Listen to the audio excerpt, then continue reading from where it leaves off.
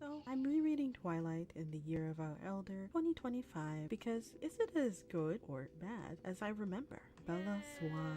Why is Bella Swan a little cruel? And I get it, you know, teenager. I am an adult reading this, so I do not understand the thought process of her mom allowing her to just dip out, like go to another state for an entire semester. Like, I think that's so weird. That was chapter 1. See you next time for chapter 2.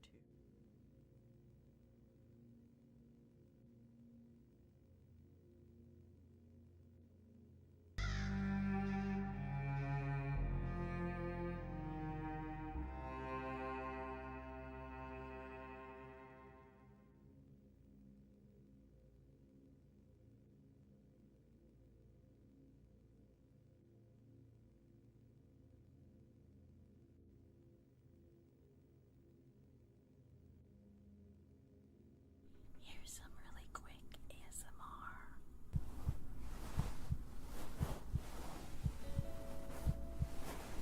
My main goal is to get you dreamland as quickly as possible. You have been staying up far too late.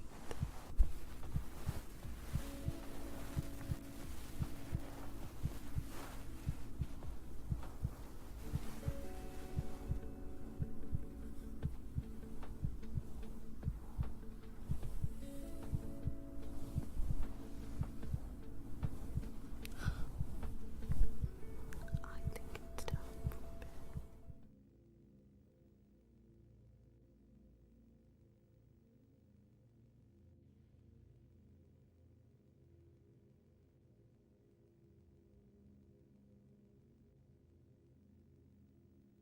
So, I'm rereading Twilight in the Year of Our Elder 2025 because is it as good or bad as I remember? Bella Swan. Why is Bella Swan a little cruel? And I get it, you know, teenager. I am an adult reading this, so I do not understand the thought process of her mom allowing her to just dip out, like go to another state for an entire semester. Like, I think that's so weird. That was chapter 1. See you next time for chapter 2.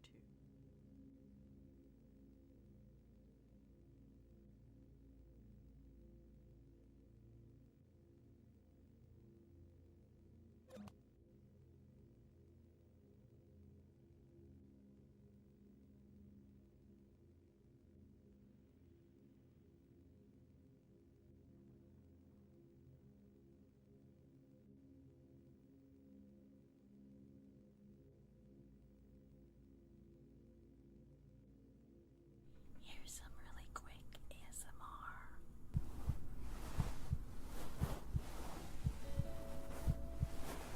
My main goal is to get you dreamland as quickly as possible.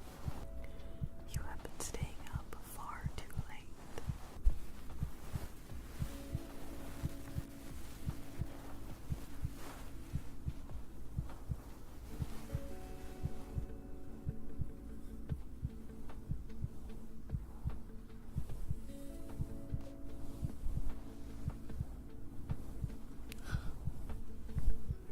I think it's time for bed.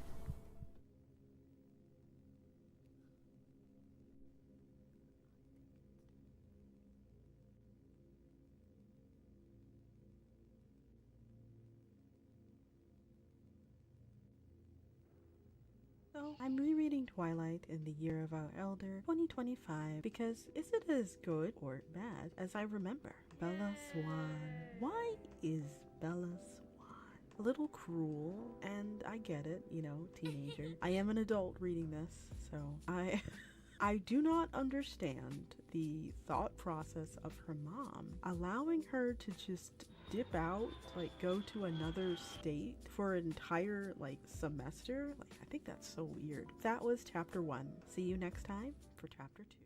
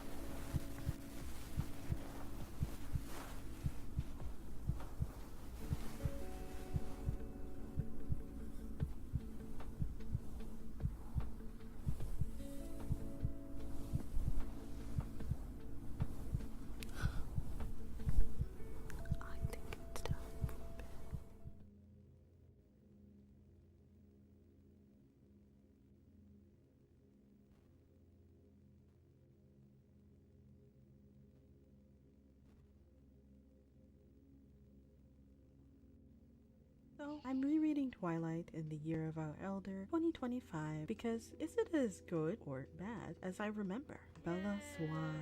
Why is Bella Swan a little cruel? And I get it, teenager. I am an adult reading this, so I do not understand the thought process of her mom allowing her to just dip out, like go to another state for an entire semester. I think that's so weird. That was chapter 1. See you next time for chapter 2.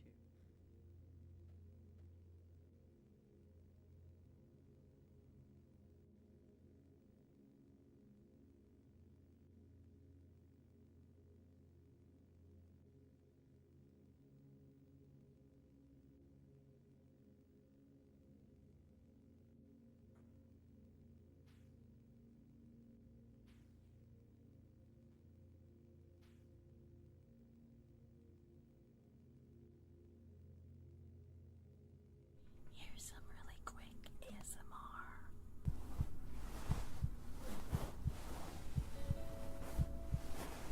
My main goal is to get you to nap as quickly as possible.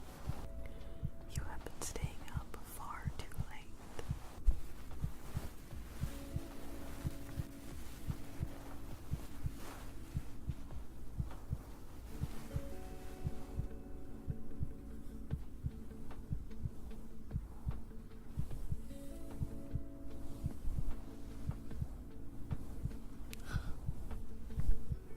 I think it's time for bed.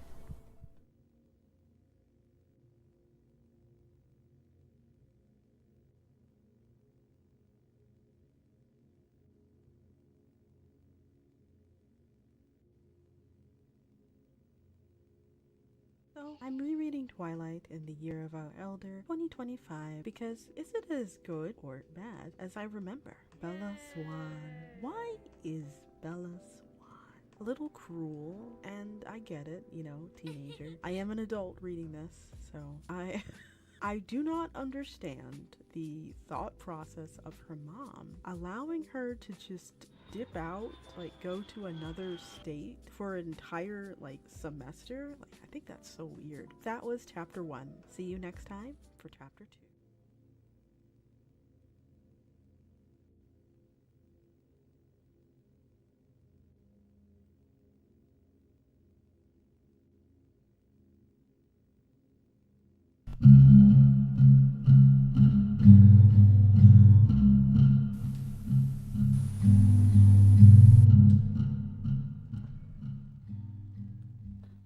Ah, mm, good.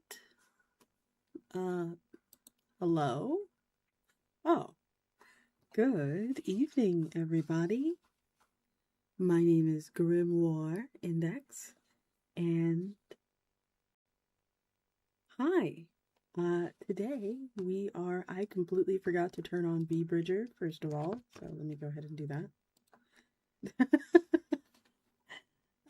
Today we are where we're talking to that mad king again. We're gonna get that ending, and then we are going to you know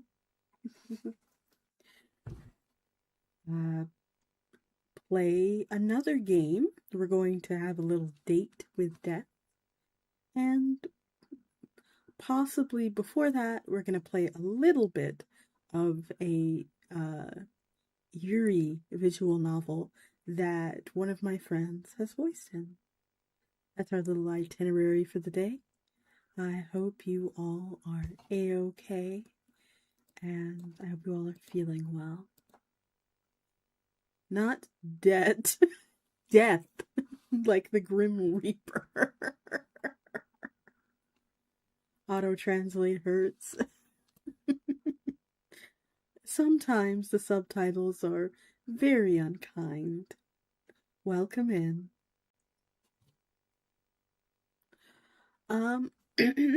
Let me go ahead and pull up our game of the evening.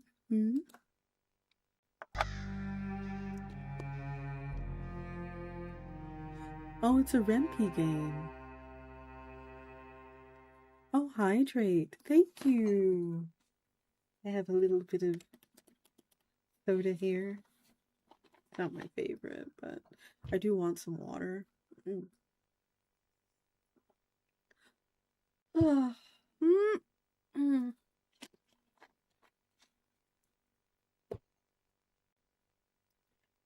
Let's go get ourselves some mad Jester.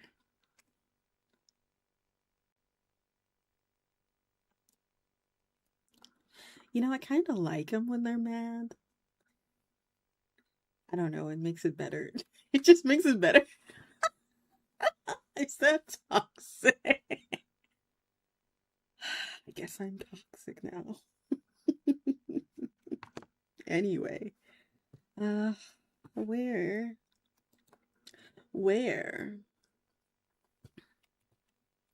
I swore I just pulled it up.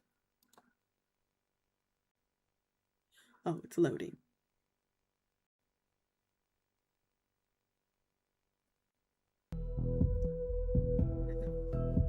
What's the flip side of don't stick your dick in crazy? I don't know. If you do it, I guess it's like a roguelike, right? So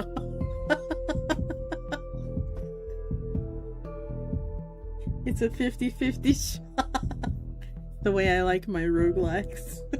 I like my men like roguelikes. Can kill me in 1 second. I also like my women that way too.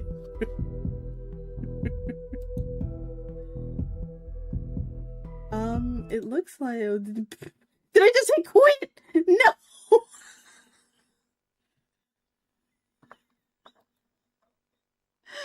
Ah!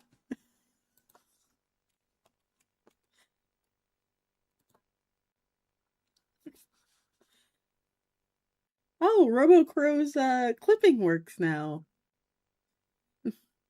Good job, RoboCrow. Clipped in stereo. What are my pronouns? She, her. We're gonna skip all these irrelevant things. We're gonna be body type 2. What is my name? Grim. Next.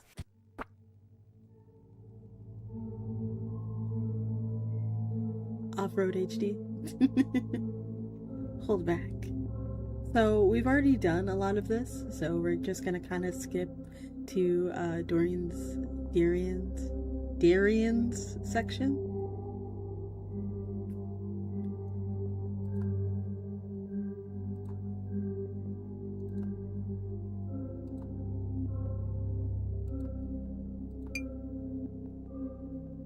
Yes, sir.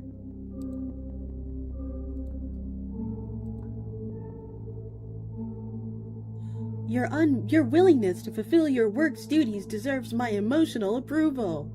Human entity, you are acceptable. If you expect a monetary reward instead of an emotional one, you need to immediately reconsider your moral compass. Greed is a highly condemned trait for a human organism. Stop being greedy. This concludes the briefing.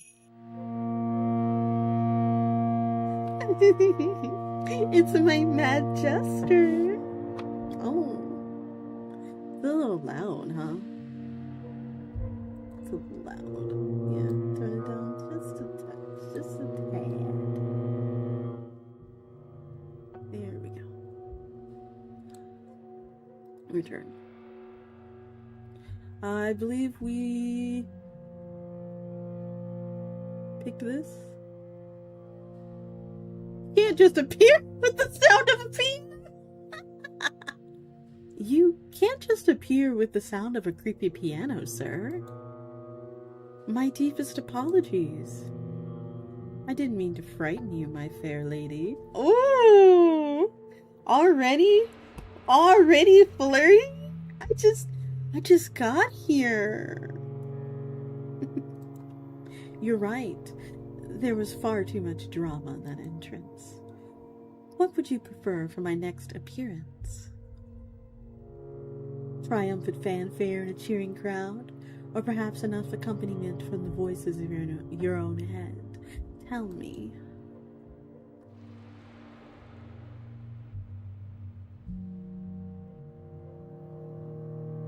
Have you tried using the door? Point to the door, that thing. Ah, yes, doors, hinges, threshold, square things. It's so incredibly mundane. Where's the pizzazz? An interestingly shaped doorway. This establishment, I feel, belongs to an incredibly powerful cosmic entity, and it all could come with This establishment, I feel, belongs to an incredibly powerful cosmic entity, and all it can come up with was a mundane, earthly interior. I have no desire to walk through an arch that doesn't even have carved finales. It seems my boss will carve a finale out of me if I don't sell at least one can of soda to the Mad Hatter.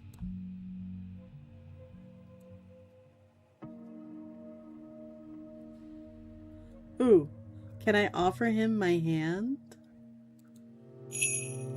Oh! He suddenly bows his head and presses his lips to my knuckles. Okay. Oh. I don't hate it. I don't hate it. I love a gentleman. Meeting you is truly a pleasure. His lips are cold, yet a ghostly warmth spreads across my skin. So here I am, dealing with a real gentleman. How lovely, or a king, as he calls himself. Of all the kings and emperors locked in their soft chambers, this one has probably found a way to escape. May I know your name? I don't immediately realize he's asking me a question, still in a daze from that gentlemanly kiss.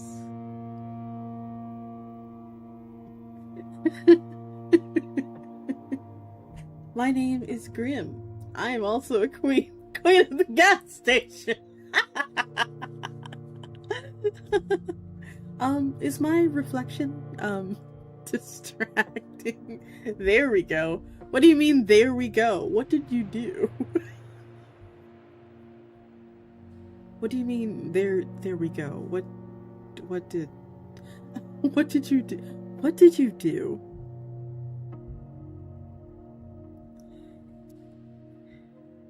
My internet connection is actively... Oh, okay. Well, to catch you up, I got back after like 2 to 3 minutes. Okay. Well, welcome back. Glad to have you back. I am just quickly progressing this. My name is Grim. I'm also a queen. Queen of the gas station. A queen, your majesty. Forgive my outrageous ignorance. I did not recognize the sovereign of this noble kingdom of oil and discounted juicy drinks. I humbly bow before you, your majesty of the midnight shift. I'm sorry I didn't send envoys ahead.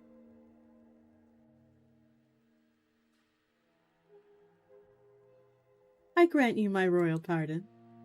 A pardon from the lips of the queen herself. This is not a democracy. This is a dictatorship. I will this one I am actively trying to get his approval so we can move on to the next game. So how my wounded soul rejoices I am redeemed or born in the light of your mercy. You want his court jester.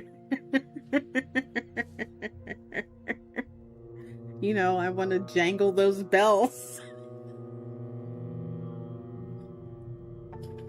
Well, that's gonna get clipped out of context, but it's fine. It's okay. I accept my fate. This act of mercy will be sung by the poets of my realm, those who can still rhyme, rather than just wallow in alcoholic oblivion. Ooh, I like that. You know, my company has an especially interesting effect on the artistic types, as I've discovered. Nothing surprising there. It seems I've gone mad myself, or halfway there. Maybe it happened around the time I decided to become an artist. I'm indeed exchanging silly jokes with some mysterious toothy entity as if it is nothing. An entity that kissed my hand. Or maybe I just adapt to this new profession really quickly? Or perhaps I have a stash of nerves in a steel. I have a stash of nerves of steel in a bag. I can't shake the feeling, though, that this clown is about to explode himself or blow me up. I feel like my brain is turning to jelly.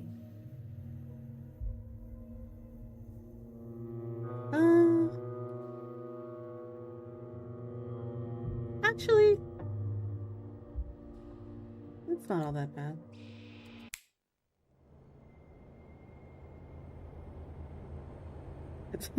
Okay, so we picked this one, so we're gonna pick this one again, because it's funny.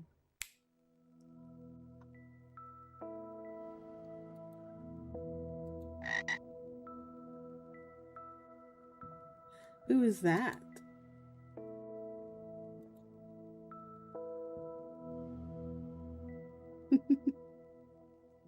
I don't mind. Lorelei. A living monument to the consequences of poor life choices. Lorelei, did you hear that? The lady grants you a stay of execution. You may continue your pitiful mosquito-infested existence.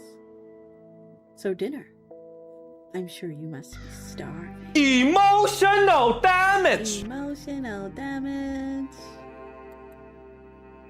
Traveling between realities must be exhausting.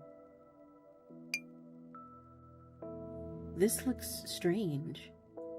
Was that loud? I actually cannot hear the sound alerts, so.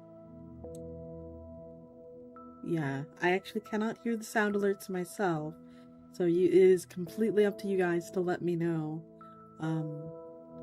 how, loud they are. If they are too loud.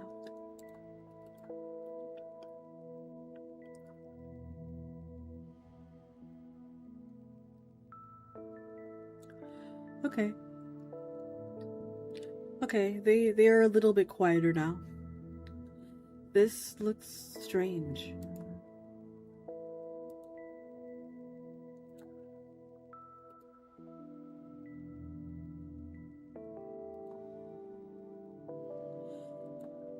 But it smells delicious. Meat with honey.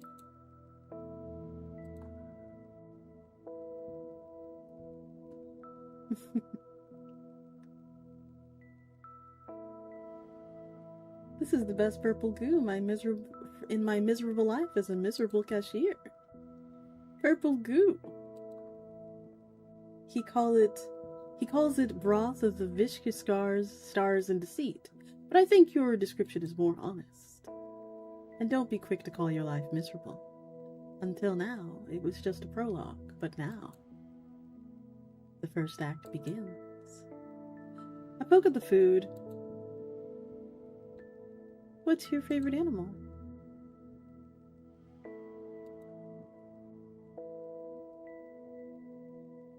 Cats.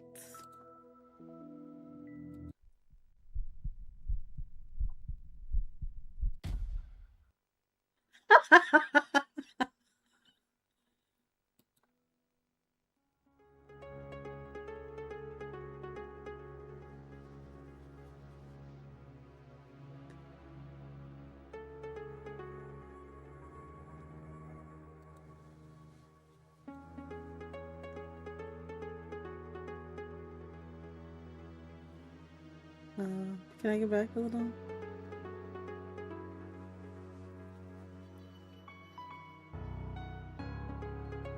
Who won, the prisons or the grains?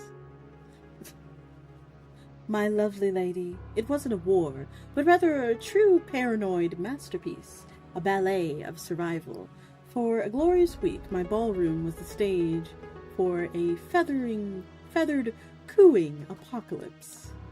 Pigeons flocked in huge, proud groups, occupying the high places on the chandeliers and bookshelves. Grains learned to hide under rugs, pretend to be lifeless, and attack only when the pigeons turned away. There were alliances, betrayal, a sea that fell in love with a pigeon. Nothing topped this story that year, nor was anything worse. But I digress.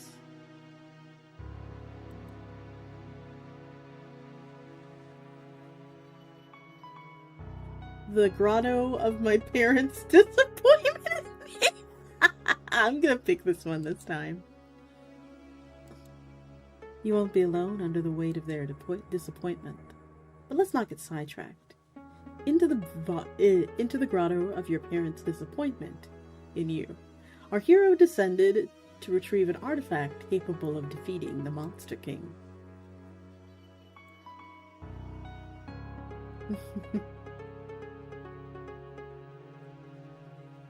Yes. I think we can do yes to hell to you. A bit of gloating, a touch of delightful dessert cynicism. Oh, splendid. How wonderful that we share this dish together. So the night perished. We did that one.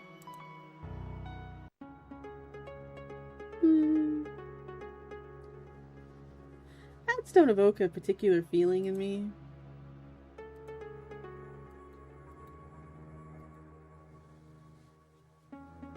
Turn her to a hat. A small one.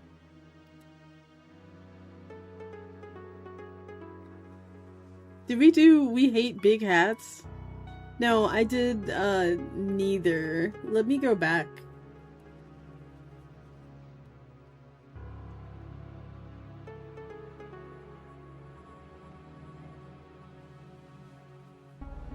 I hate big hats too. You are my kindred spirit. Those hats are so pretentious, so self-assured they block my view, get stuck in doorways, and always hint that the wearer is compensating for something. Usually a lack of magical talent, or a pitiful personality. And that's on a good day.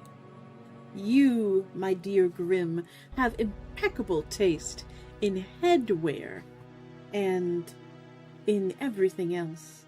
It's a scientifically proven fact. Damn right! Meanwhile, let's turn her into a hat. A small one. The one who lived by a big hat shall become a small hat. The irony is so absurd, it's beautiful. Something's missing from this tale. You never told me about the monster itself.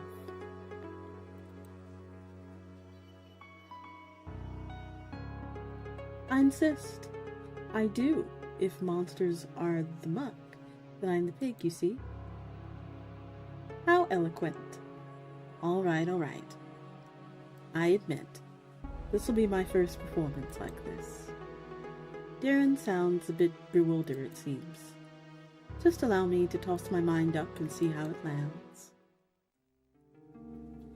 You see, the monster was originally much more modest and less majestic. But we all have to start somewhere, right?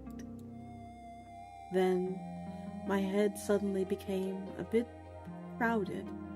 First whispers, then arguments, then full-fledged discussions that had to be participated in and involved inanimate objects.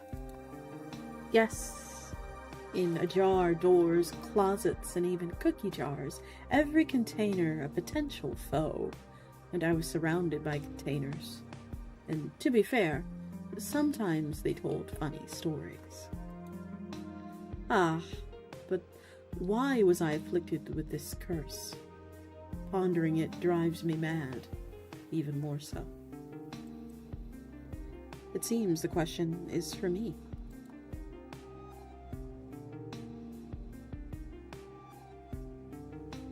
Does your family have anything in common with the Habsburgs?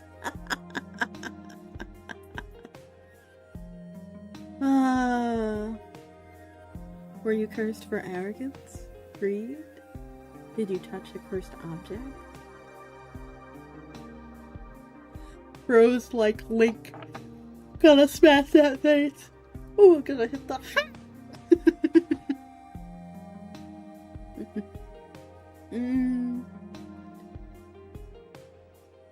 Did you touch a cursed artifact? Maybe some ring of yours? No. Greed. Does your family have anything in common with the Habsburgs?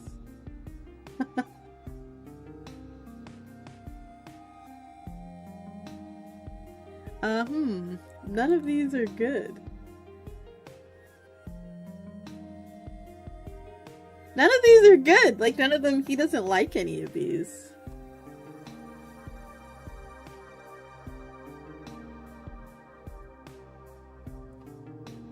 Huh. Which one did we pick? Yeah, let's remain silent here. I had to be temporarily isolated to avoid embarrassing guests at royal balls, with the young princes pointing at normal lords and saying, "Ha ha, the gnomes finally got out from under my bed." What misfortune for the entire family, except for those in line for the throne before me. My death would have solved many problems for my family, and indeed many of my own problems too. I made a decision. We made it, to be precise. There was already a whole council of us by then. However, Chaos had other plans. A god, a goddess, a cosmic clerical error, I don't know. Something ancient and terribly bored found itself a new source of entertainment. It offered me a throne, my own corner of reality to rule, where the fragments of my mind would become the laws of the land, no more restriction or pants for my subjects, if I wished. My subjects at first, they disagreed, but they came to terms, or their minds changed to fit the new realities. And here I am. Perhaps I'm the first to hear this story in the centuries of his existence. I must choose my next words carefully.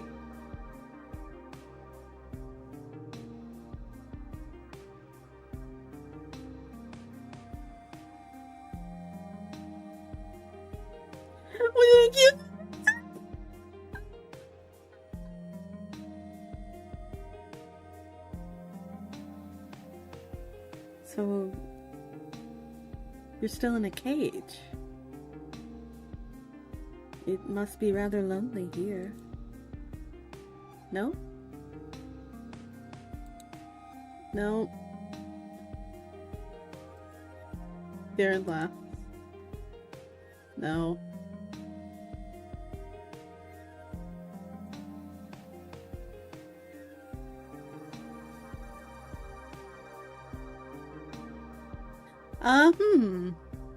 None of these seem to be doing the response, so I guess I could just kind of pick the one I want.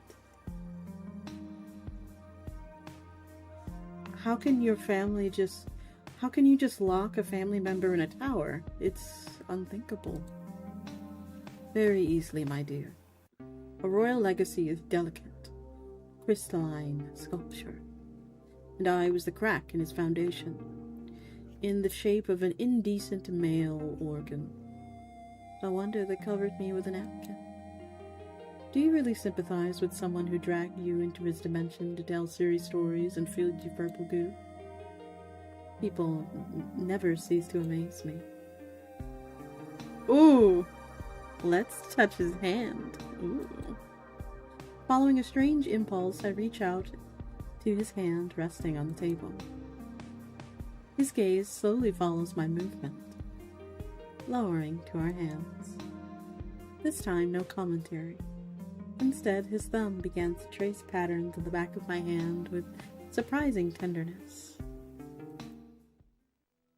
The shadows finally dissolve into nothingness. I've just turned a living being into a hat, or rather, become a catalyst for it.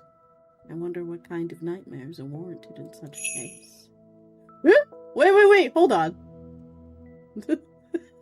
How did we get, hold on, pause. How did we get here? Slow down. How did...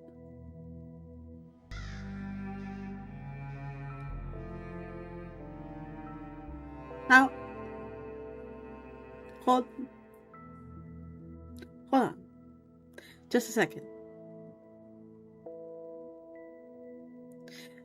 You see, the internet is a series of tubes. Oh my goodness. Good old intertubes. Oh my goodness. I just turned a living being into a hat, or rather, become the catalyst for it. I wonder what kind of nightmares are warranted in such a case. I'm afraid royal duties await me. Our time is up. I shall send you back, Grim. I rise from the chair. And suddenly I feel him press against my back. One of his hands gripped me just below, just above the crook of my elbow, while the other gently rests under my chin, tilting my head back until my ear is just a couple centimeters from his lips. And don't think for a second that this is goodbye. It was merely an overture.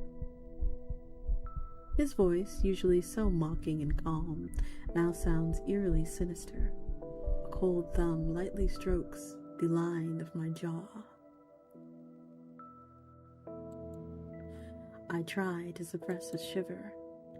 You are a very interesting, incredibly curious guest. Perhaps possibly the most curious one I've had in centuries. And for that, I don't want our acquaintance to end here. It's terribly unfair that you've learned a couple of my secrets and revealed so little of yours, isn't it? I can't tell whether he's flirting or threatening, both perhaps. Honestly, I like it. Yeah. 10 out of 10. Yeah. I'm down.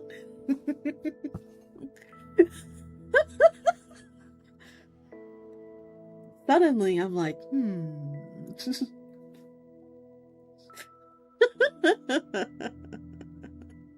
Yeah, you know, oh my. He's buttering both sides of the biscuit now.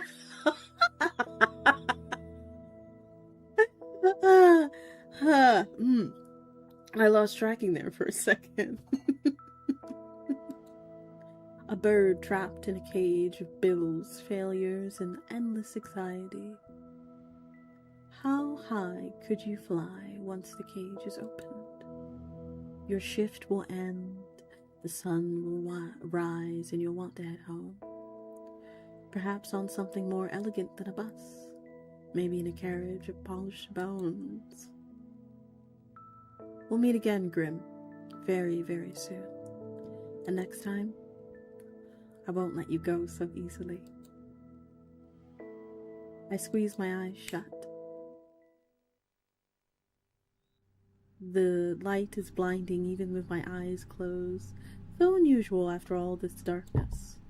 The jar is full of money. It was worth it.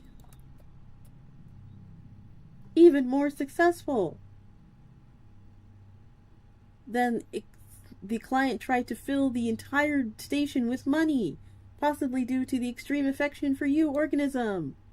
Unfortunately, the terms of intergalactic treaty do not allow such actions. Ships exceeding the amount set by the council of approximately... I feel like this is way more than the others. Arthur's barely concealed king. I agree. Like, he went in as opposed to everybody else. It was just kind of like, everybody else was kind of like a light touch, or even with David, where he was kind of commanding, and he literally used the command. He used a command for you. Like, he was a lot more like, even he was softer on the protagonist. He didn't actually touch her. Bob's a shitheel taking your tips. Yeah, Yeah, my Mad King boyfriend literally filled the store. He literally filled the store with money. What do you mean? Absolutely. This is why you join a union. That's right. All of my cute crows are in a union. All of my ghouls and ghasts and ghosts, you are all in a union together.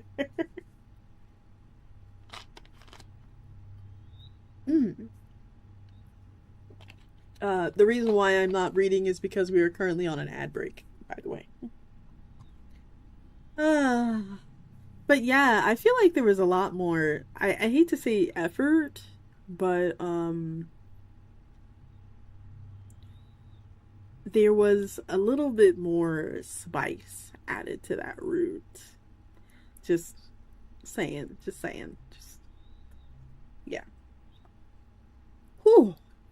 I hope you guys are doing well. I really do like this game. I think it's a lot of fun, and I hope they make more games. And I hope you guys like these types of games. I think they're fun. mm.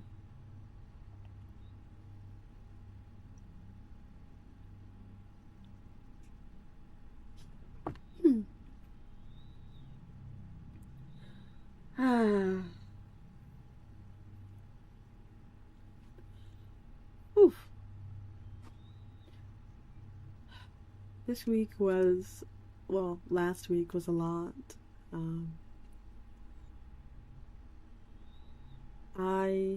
Since we're kind of doing housekeeping right now, I've decided to hold off, or rather, cancel, but like hold off my donathon, for the next couple of months, because I want you guys to spend your money on your families, your friends, and your loved ones rather than me. Like, I don't mind you throwing a gift sub or whatever my way. I think that's fine, but like when it comes to like actual monetary donations, I would prefer that you give that to your families, and we can pick that up at a later time when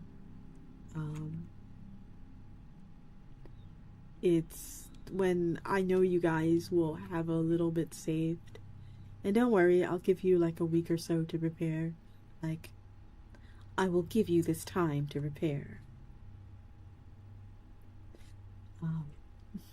So yeah, I didn't think it was fair. So, and plus it gives me a little bit more time to get a lot more prepared. There are a couple of exciting things I want to order just in case you guys unlock them. There's like pads, like I heard somebody wanted a mouse pad, so the mouse pad can there are 2 mouse pads now, and one of them is exactly what you're thinking it is. I'm gonna try and get a sample in before you guys have access to it. Yes, it is a wrist relief one. I have to draw up the art myself and get everything all capitulated, and I will buy about 20 of them, so there'll only be 20. There will only be 19 because one of them is mine. But as for other mouse pads and stuff like that, and the regular flat mouse pad, that will be through on demand. Yes, ergonomic wrist support. I was actually thinking about making it Crowford's ass, but I feel like you would never let me live that down. So So you'll have to rest your head on, these. So let regular flat mouse pad Crowford's cheeks are next season. There's also a couple of other things that will also be available for you guys as the donathon goes on. But of course, I am just kind of teasing that now, including like a voice pack. There's the bath audio that I promised. That one is also in the donathon. And there's I haven't sourced it yet, but there is a chance that we can do a weighted pillow. A chance, like a percent chance. But we're probably only going to do like a little bit of it, like a couple of them. We're probably only going to do like 10 of those. So,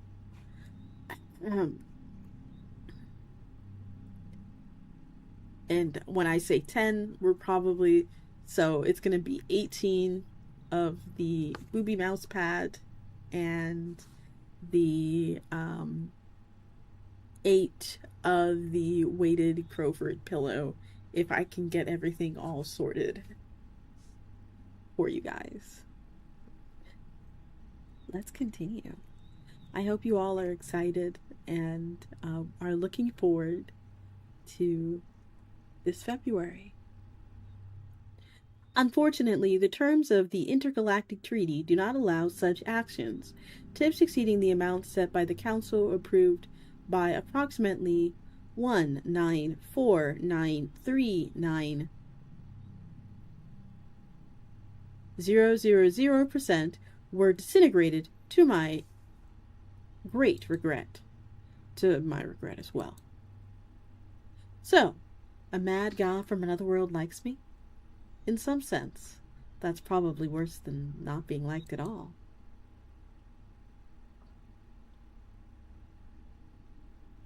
Work is going well, sir. Excellent. Maintain this level of productivity. Your tactic of jesting a carefree organism is clearly paying off. Goodbye, Mr. Manager. My mind departs from you, and the organism in the organic form follows. A god who liked me so much that he offered me a ride back to his world in a carriage made of bones. The next moment I'm being praised by a multi-layered eyed tentacle monster.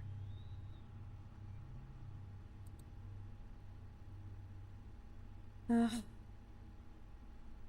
going insane. Some parts of me enjoys these mad adventures. I'm an adrenaline junkie. Disgusting. Now I have to deal with that too.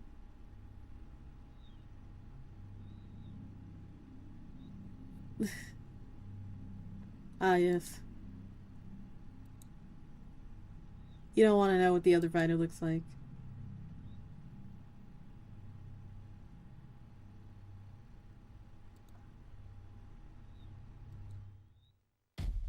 Oh.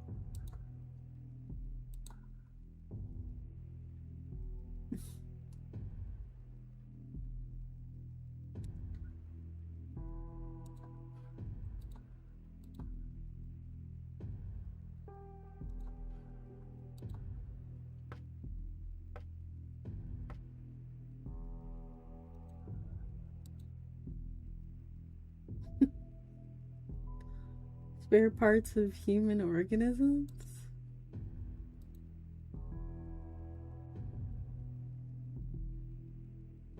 Take blood of human homeless, high content of cheap alcohol and tuberculosis.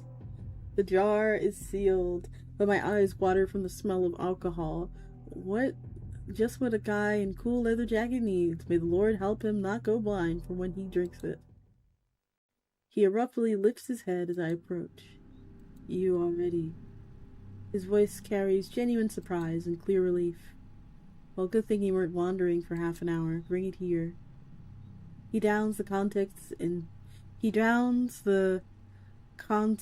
a couple of big, frantic gulps.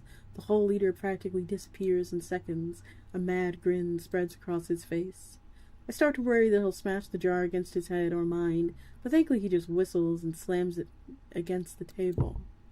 This is some revitalizing crap. I just drank some damn liquid hangover. Alcohol, amphetamines, cleansing fluid. It's like the dude had been chugging pure alcohol by the liters for years. He clearly lived his best life. He might have lived longer if he hadn't decided that drinking makes him invulnerable to the cold. He shakes his head sympathetically. I don't know where you got this, but it was the best thing I'd ever drunk in my life. Well, that probably doesn't speak well for your life. He chuckles tearfully. My life is just one big mess. Nothing to be proud of, nothing to be ashamed of, just like many others. Well, that definitely doesn't apply to me, right? No one has ever praised me like this in my life. I don't even know what to think. Cool that you found human blood. Good job, you're sharp.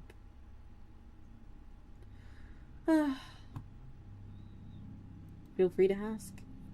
He gives me a crooked smile. Nice to meet you. I'm Grim. Hey, Grim.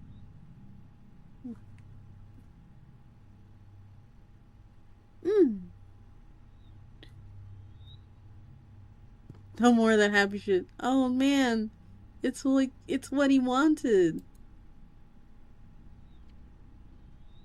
I suppose I'm selling kidneys now. Check the catalog. You seriously have a catalog? Yes.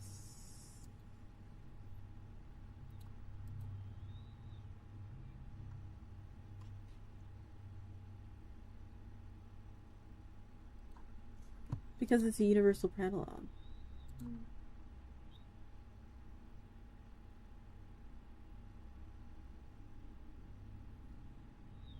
Since when do vampires wear leather jackets? Don't you prefer capes and ruffles anymore? Ruffles? What the hell is that? I know ruffles. What the hell is that? Some French insult? His expression is if I suggested he'd wear a maid outfit. He'd defend that worn leather monstrosity at the cost of his life. That's obvious. David, put the maid outfit on, sweetie. Just put it on. It's okay. It's okay. Nobody's gonna judge you. Nobody's gonna care. Nobody's gonna know. Just put it on. Put it on, David. It's okay, David. Just put on the maid outfit. Just put it on. It's fine. It's just for me.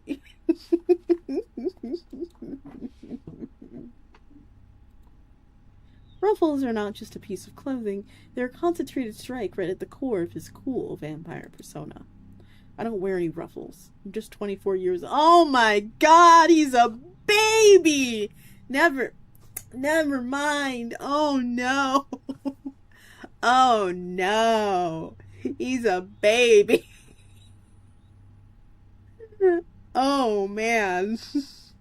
Yeah, I'm sorry. As a 3 millennia year old vampire, I can't. Yeah, I don't know. I feel like I would stress this person out. Oh my goodness. And how long have you been 24? Very fucking funny. It's been like 24 years. And all these 24 years I haven't worn ruffles. And I'm not going to ever. I'm not some damn Prince Louis or whatever. It's painful to watch how people limit themselves and deny themselves simple human happiness. Vampire happiness. David slightly grimaces as he moves his hand. Damn mutts. Let me help. He looks at me skeptically.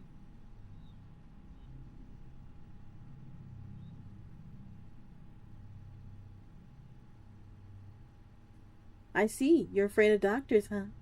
Such a tough guy. yet scared of getting treated.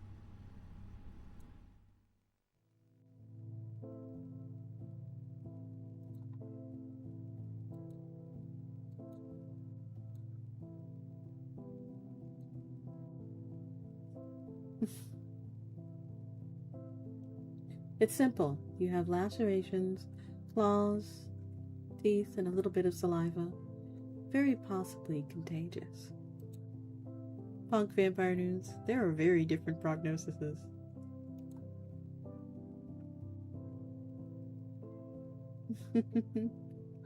Wounds from a real rabid beast. I'm dying of laughter. He chuckles happily, trying to hide a glimmer of pride behind humor, but I won't be fooled. David is no longer a wounded sucker. He's a true gladiator, having survived battle with rabid beasts. Truly epic.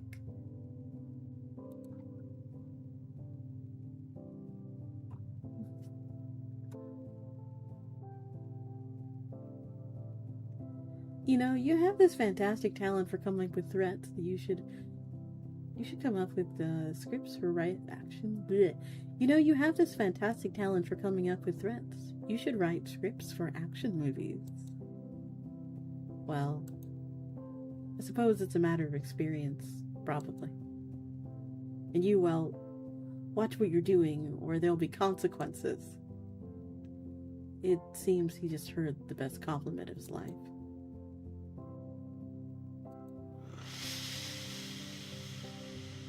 Pour a little bit more goo. Restore some justice.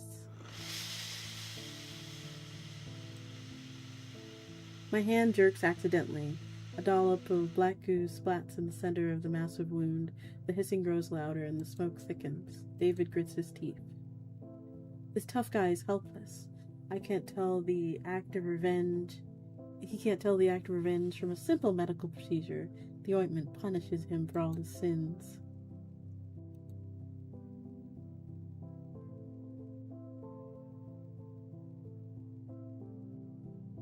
I just want to help.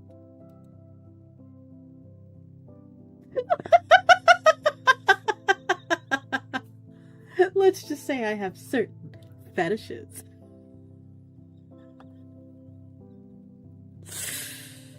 I mean, this is not one of mine, but maybe it's one of yours. I can't watch someone suffer.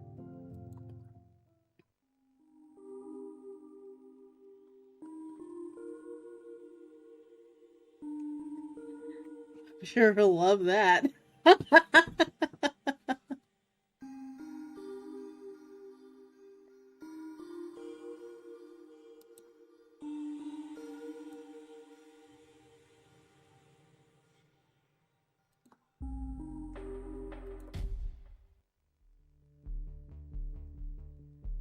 Can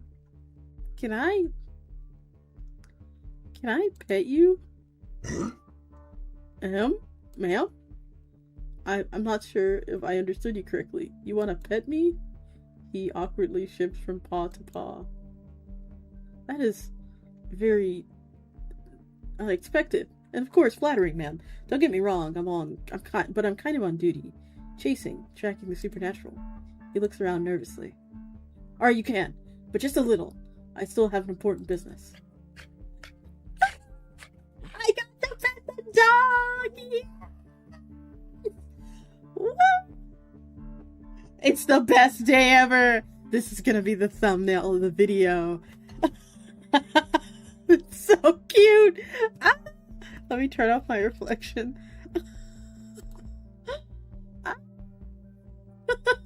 He's so cute! Oh! Oh! Pet the dog! He's such a big dog! Oh, I love my good boy! Oh my god, look at his face! Look at David's face. I reach out and pet him. The fur is warm, soft, and thick. I immediately feel a low vibration. The werewolf is silently purring. first it's barely noticeable, and then his soft, fluffy tail begins to wag slowly, but confidently from side to side. He is a good boy. A very, very big, but good boy. He deserves praise. I'm the Princess Mononoke of this gas station. Although David doesn't seem thrilled, I pull my hand back. Thank you, ma'am. It's been a while since I've been... Anyway, thank you. Now, so getting back to the purpose of my visit.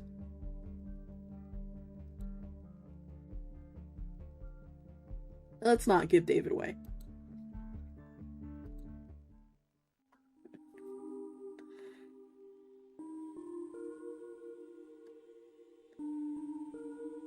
You could learn so many things, read so many books, even learn how to play the saxophone. I touch on something deeply personal, his lack of education, his unrealized dreams, its dangerous territory. Perhaps before me stands a great unrealized astrophysicist, or the next Mozart. Saxophone? Seriously? Want to play the blues? David laughs, but the laughter quickly fades. I reminded him that he can now be whoever he wants, break free from the usual tough guy routine. Okay. I'll think about it. Just forget about the saxophones. I've always wanted to learn how to play guitar. Hooray! Rock vampires! Here, take it. For buying a saxophone. David says goodbye and leaves. I don't know what's worse. The offer to go home in a bone carriage? This or the offer to go home in a bone carriage? Though, something tells me that if I accept, I may not return home at all. I survived another visitor.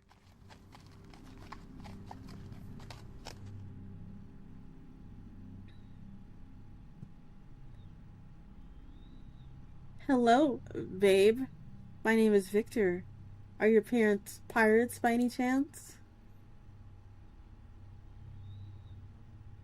Are your parents farmers by any chance? I took his offers, his awkward attempt at flirting, and made it my own. Now I'm the captain of the ship, since I am a true descendant of pirates. Victor nervously taps his hoof on the floor. No? Well then, where did they get such a sweet peach? He's gonna play Wonderwall again. No, he's gonna play Rock Lobster. Let's be real. David is not playing Wonderwall. He's playing Rock Lobster.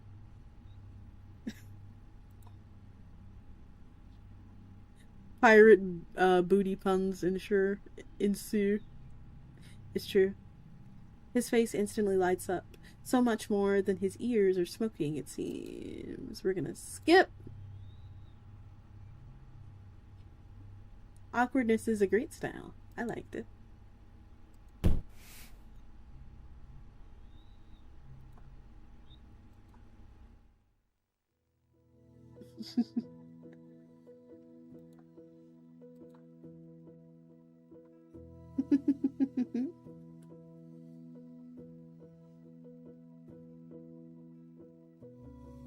I know what you mean. When I was created, someone also spun the wheel. By the way, I was created in Spore. He lets out a quiet, soft chuckle. Spore? Seriously? I know it's a self-depreciating joke, but by the way, it has an awesome creature maker. I love the mating dances in that game. Oh, he's a nerd! He's a nerd! A nerd incubus? Ugh. That's my thrice scream. That's what I like. Give me the Mad King and the Nerd Incubus any day. Nerdcubus. Nerdcubus. Just make him a cutie and make him a nerd. Maybe I should have taken a couple for my profession. By the way, you can make beautiful creatures in Spore too, even with symmetrical limbs. It seems that was a compliment to me. I'm very symmetrical.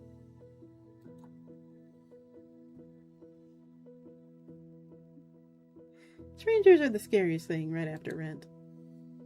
Yeah, I totally understand you. probably even harder to deal with clients like me. Communication is already a horror show in itself, and then you add a literal horror with vampires and ghosts. It's just a nightmare. He looks at me with sympathy. He feels sorry for me. I don't even know how to react to that. Trying to understand what people want from you is quite the challenge. It's like trying to play a game with its rules changing every 5 seconds. And someone has turned off your screen and you're paralyzed. Basically, yeah, I completely get you.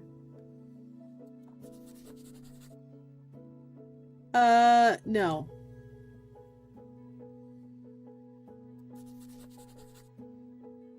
Check the yes box. Victor's mind is now a blue screen of death. This probably means the picture turned out well, right? With a trembling hand, he takes the drawing for himself. If my client gets a heart attack, Bob will probably kill me.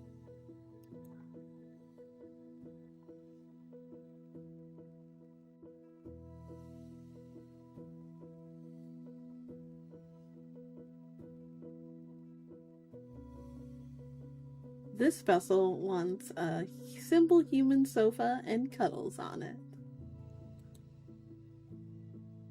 And pizza, right? Thank you, Victor.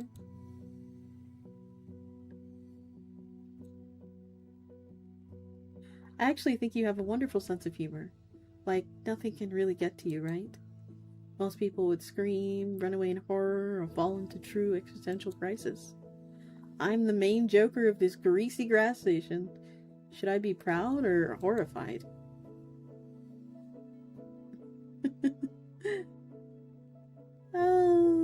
He needs to try a little harder. Well, what doesn't kill us makes us stronger, right? From the look on his face, it's clear he'd rather choose immediate disintegration over this awkward social interaction. But he is genuinely pondering how to improve his approach. It will definitely be something more inventive next time. Maybe even surpass that compliment about the ears. Despite everything, he starts to relax. He's probably beginning to feel more comfortable around me. I would have never thought that a monster would have to struggle with discomfort from interacting with a mortal soul, and not the other way around. Another chapter.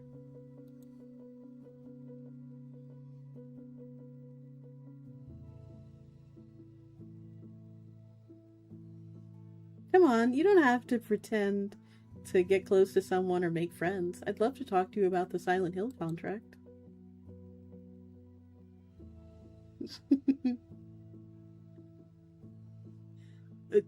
What? What? What? What?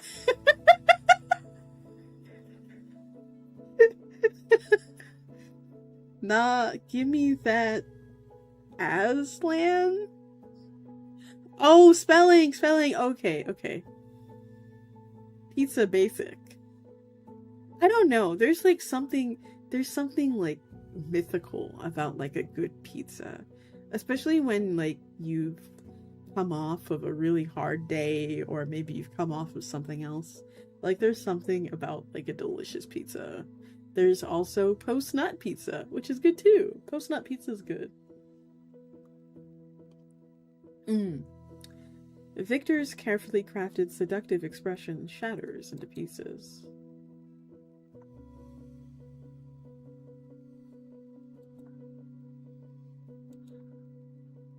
I promise. Go on.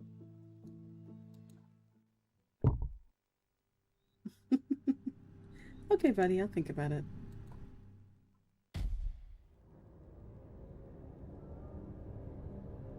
Let's go! Let us shout, "Carriage for the Queen!" The words escaped my lips before I could think them through. I shouted into the void, expecting, at best, an echo. But the void answered. From the corner, with quiet clatter, hoofs on asphalt, it appeared, A carriage crafted from bones, polished to a shine, drawn by a pair of horses woven from pure shadows. The carriage door swung open by itself, inviting me inside. How mysterious.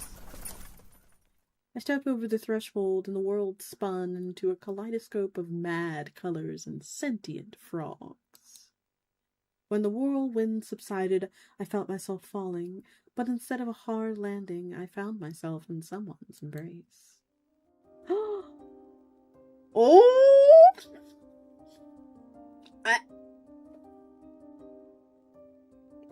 Okay. Oh. No, this is Darren. Darren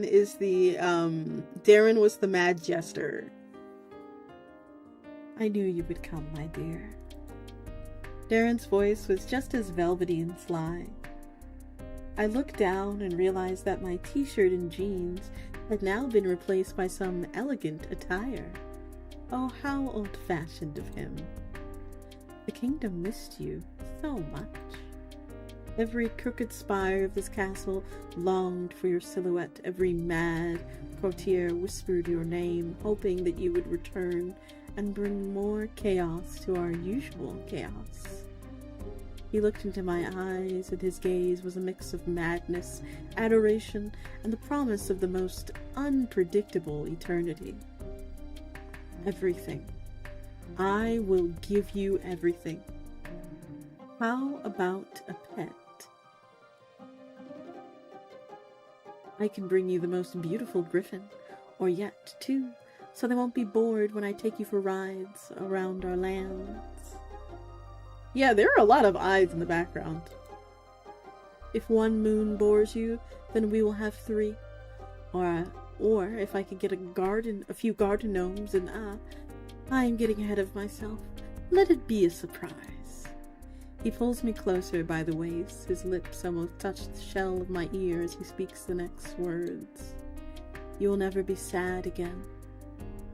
And from this moment on, your sadness is for you. It's just a word in a foreign language, my dear, my queen.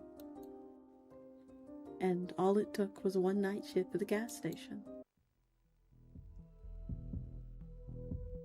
That is a lot of eyes in the background. Yeah, we got too much looking at me right now.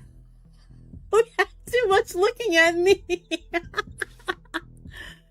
Ooh, all right. We got our Mad King. We got the Mad King.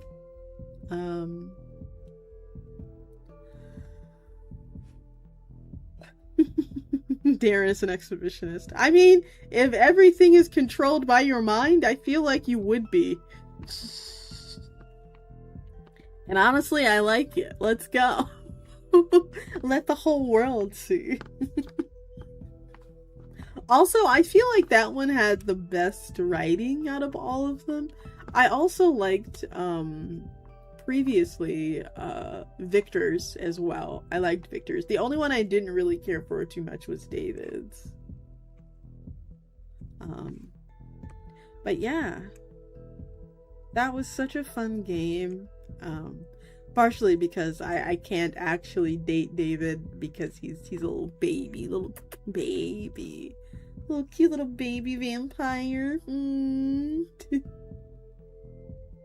Yeah, I really do feel like one of the lads was the canon choice, as it were. Yeah, definitely you were supposed to go with that Mad King guy. Kind of felt like it anyway. And honestly, I like it. You know, that's kind of my aesthetic. You know, treat me like a queen.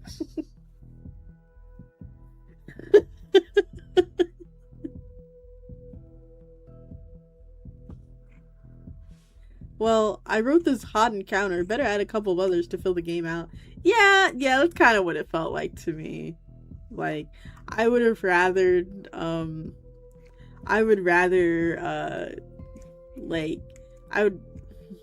unplug Spore. I mean, Spore's a good game. What's wrong with Spore? Hold on. What's wrong with Spore? It's funny. I can stick two sticks together and it's an organism. It's such a random ref. Well, it wasn't random in that fact because it wasn't too random because Victor, at that point had already said that he was really into video games. So you referencing him referencing, rather the main character referencing video games in general, probably it's like one of the most hated games of all time. I feel like it's beloved now, right?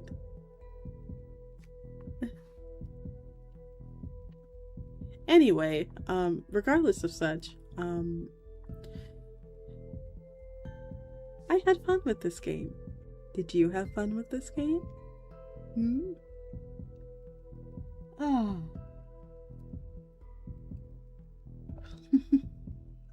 It didn't live up to expectations because expectations were sky high. I became a queen. Welcome in, real girls. I became a queen. I fucked a clown god. It was great. Alright. So we're gonna play a little bit, a tiny little bit of this, novel that, one of my friends voiced, and then we're gonna go on a date with death. Also, hi YouTube. I kind of wish I could see what you guys were saying. If you all are even saying anything.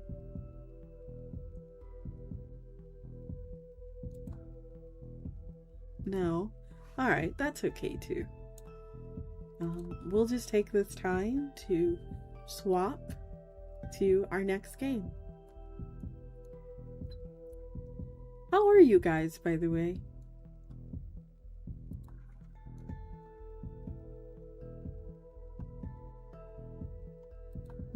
I hope you're doing well. Let's go ahead and kill this. Thank you, Bob.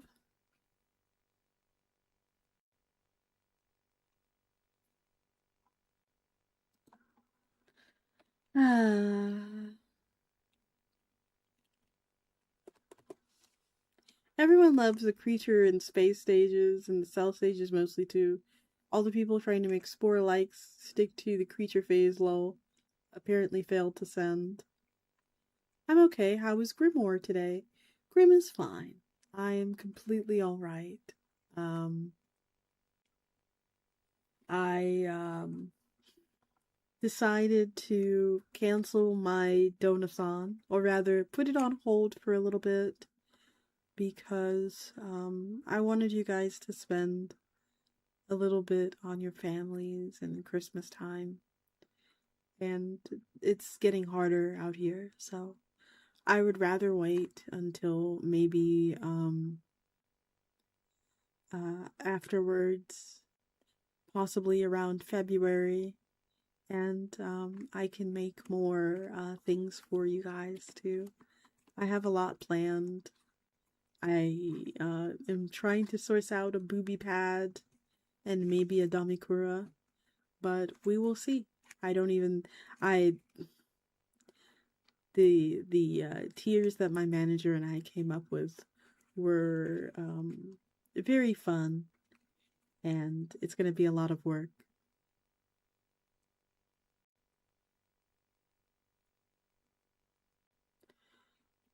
Are we arguing about Spore in my chat?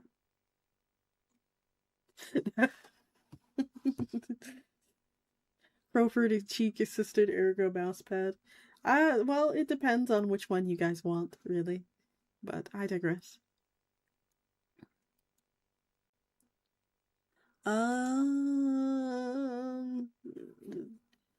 What is it called? What did I download again? I feel like such an old person. She's wooing the sea witch. Welcome back.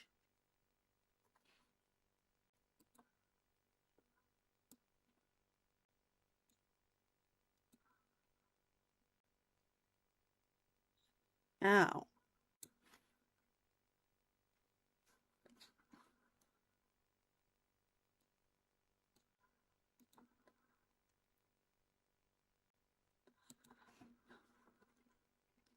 Oh, and welcome back from the ads, everybody.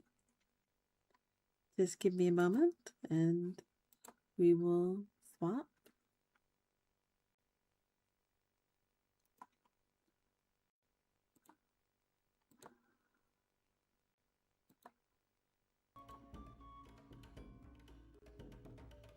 Wonderful.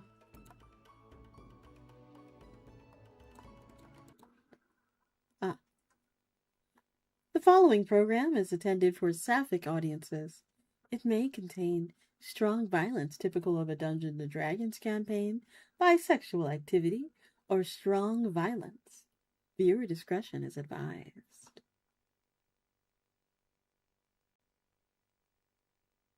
I'm going to go ahead and change the title to Hi, I'm Gay. And my friend is in this game.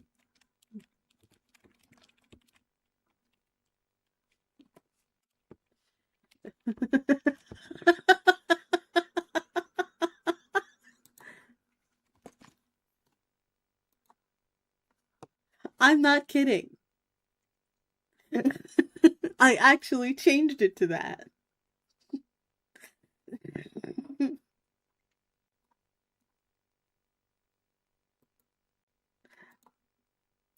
Is in this game. Thank you, Stream Info.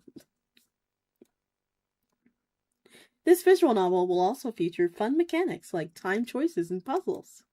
If you'd like to disable those time choices or modify the length, feel free to do so in the settings found at the lower part of your screen. You can also skip the mini games if you wish. Now, are you ready to roll?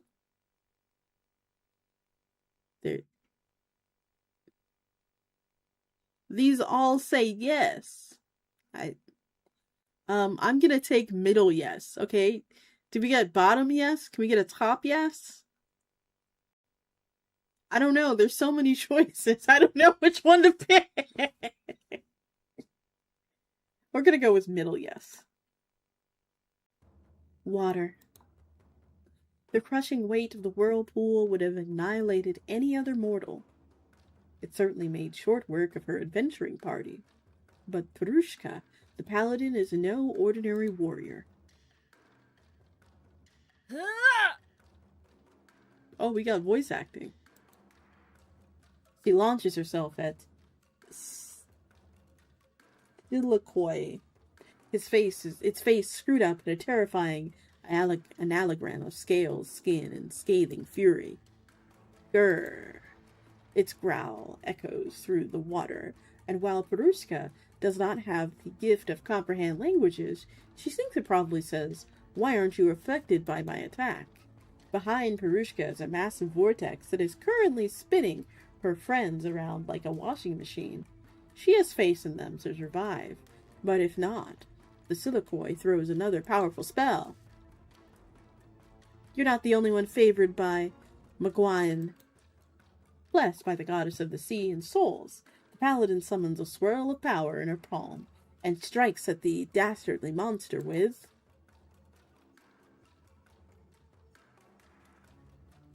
which one, guys?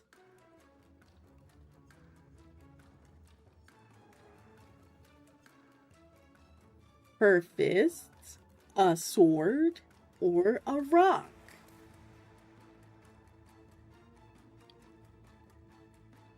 Sword. Yes, again. Okay, that's all of them.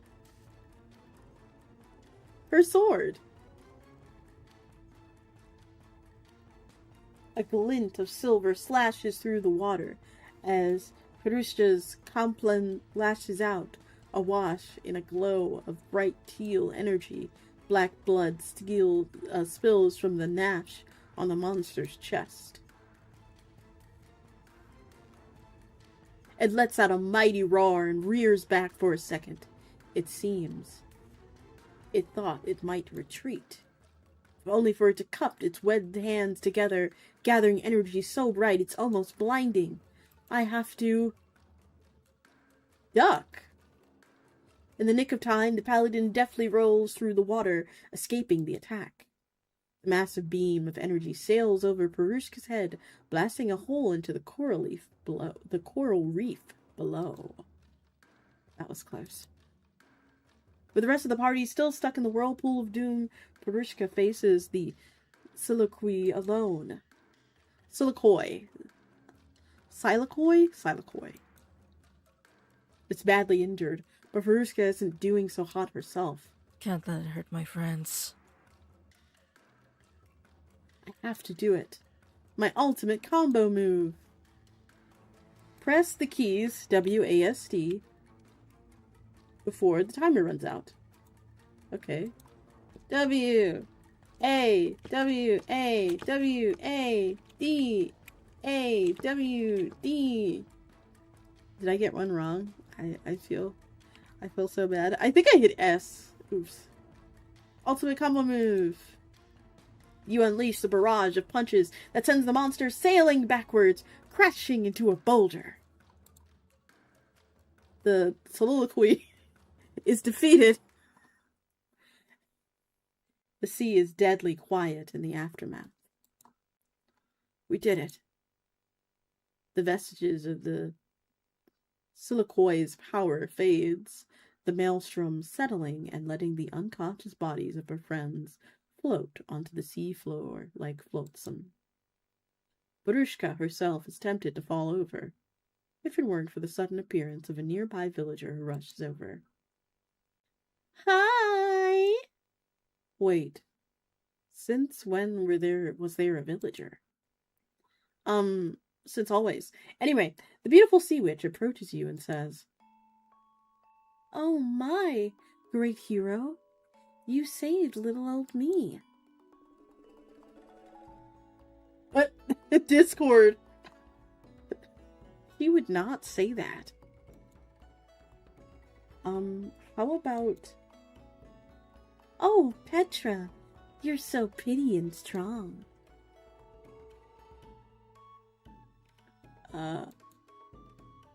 Petra, are you still there? You forgot her accent. Oh my god. Do you think she'd want to fight with me? Dude, can I be frank with you? I thought you were a Pierce. That's not... Okay, look. I love playing with you, and I know you asked me to act as Juby to help you talk to her, but I can't do this. Oh. It's not you.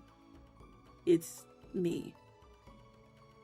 Grim is not only is Grim a librarian, she's a pro gamer. That's right. I can hit WASD on my keyboard. That's right. I know. Praise me. Thank you. A round of applause. Is she faker? I don't know.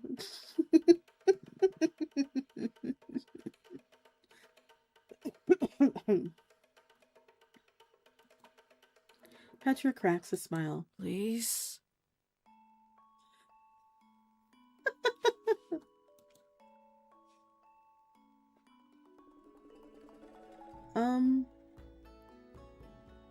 Tell me if what I ask isn't uncomfortable. I think Barrels is this character? I don't know. Either way, I love her. Tell me what I ask for if it isn't Tell me if what I ask isn't uncomfortable. Okay, I just wanted to make you happy. I don't get Juby, like, at all. Do you want to get her? Sure, what do you like about her? I love how outspoken she is. She's charming, ready to face anyone with a smile, even complete strangers. You know that's just a facade, right? Yeah, she can be snarky. I like it. Huh. It's funny. She's funny. Damn.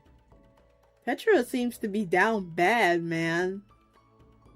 Stand up. It's okay. Stand up. She's also dedicated to her dad's shop. We love the girl that helps around the family.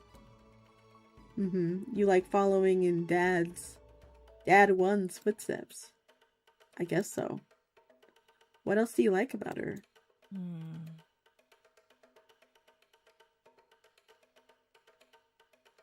I think her smile. Wow, gay. Bisexual, actually. But enough about that, Piers. I'm sorry if you felt pressured for my request. Ha! Pressured me? Piers. Okay, maybe I just struggled with connecting with someone who hated my guts since childhood. Maybe she doesn't hate your guts. Maybe just how you act towards her? Maybe because she hates me. I don't think she does, but I can't blame Piers for being defensive. Yeah, can you RP as my crush is a really weird request. Yeah, that's kind of weird. You're kind of setting your friend up. Like, hey, can you RP as, like, asking your longtime RP partner to like, cosplay as your crush is weird as hell. Especially when they're not even your part. Like, that's weird. Like, it's a little it gives me, it's giving, can I use you as practice? Kind of. I don't know if I like that. Like, that's a little, you know, it's giving. So, let's move on. I don't think she does, but I can't blame Piers for being defensive. Childhood trauma doesn't fade easily. I think this is all just a misunderstanding. You both have a lot in common. Piers is silent for a long moment. I don't know. I don't think you invalidating your friend's feelings because you like someone and like them treating your potential crush differently because your crush treats them differently is a little crazy work. I mean, you know this person is truly your friend, though, because they were willing to roleplay as someone they genuinely don't like. I want to help you out, Petra. I really do. Then can you give her a chance? For me? No! No! No, ma'am. If I'm telling you that I have a bad feeling about someone or whatever, I mean, sure, I'll be nice to them because, you know, you're my friend, but, like, if I have a genuinely bad feeling about someone and, like, sure, I guess I'll try, but, like, this is complicated because I don't know. Like, it depends on, like, how mean, or rather, what our relationship looks like. But I'm conflicted. Oh! Thank you! Thank you for giving, oh wow, a subscription to RoboCrow! Say thank you, RoboCrow! Why does it keep giving it to bots? But thank you, say thank you, RoboCrow. Thank you. Thank you so much for gifting a sub. But, I'm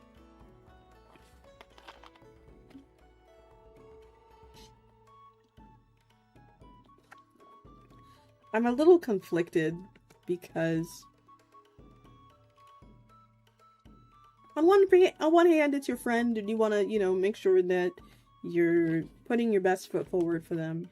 But also, you know, if this person genuinely doesn't like me, I don't think making a space for them just because my friend likes them is good. Like, I would understand if they were already, like, established as a partner, but, like, as a crush is a little much for me. But we'll see.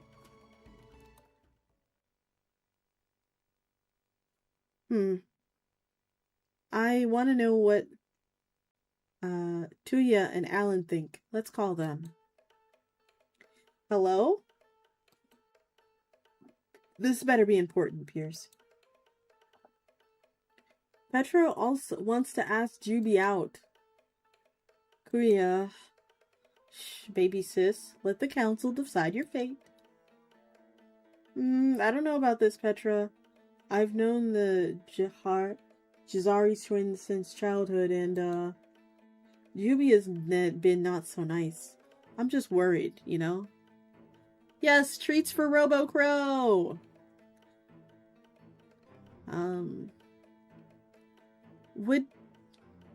Just a question. Would you guys like a TTS pet for RoboCrow?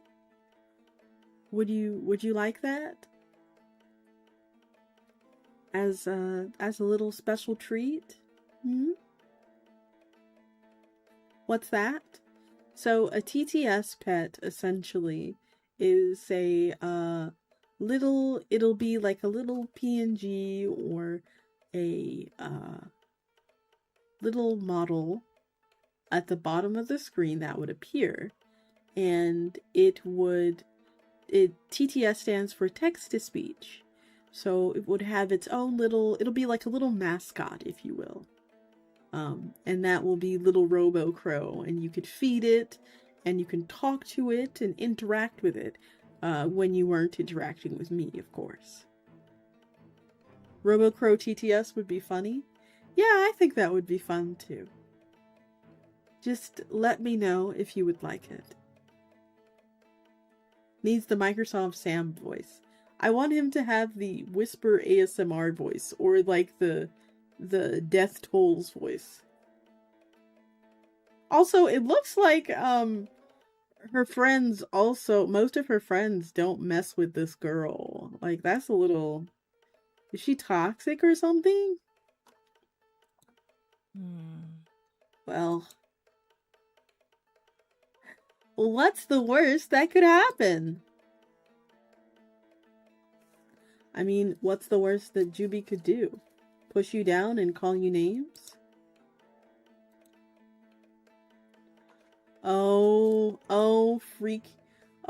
Freaky Freaktra. I'm still not sure about this. I'm not even sure I can visit you guys soon. And I don't like not being there to protect you. We're here!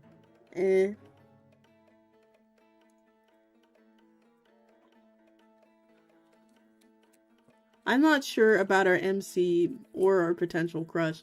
Yeah, I'm a little kinda, I want it to have Gilbert Gottfried's voice. Oh no! I'm with Tulia on this one, but...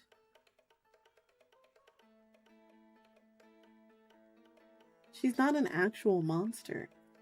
Sometimes people are worse than monsters. That's deep. It's what I've learned in my masters. Professors are actually sharks. Practically sharks. Something tells me not the good kind of shark, though.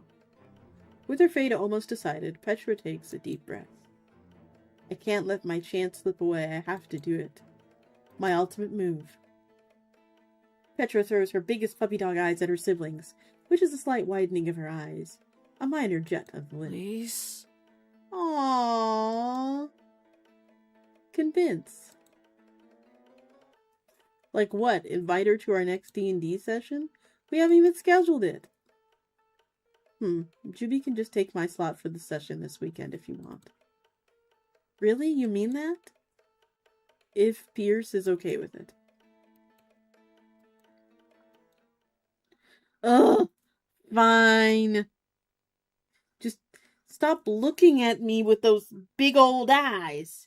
Juby can join, I guess. I stand with my canceled wife! Oh my god. Yay. I stand with my canceled wife. I know Athlin won't. Hey, won't what? But do you promise to behave, Piers? I'll try not to antagonize her. Unless I have to. I hope I'm not making a huge mistake. Kitty face.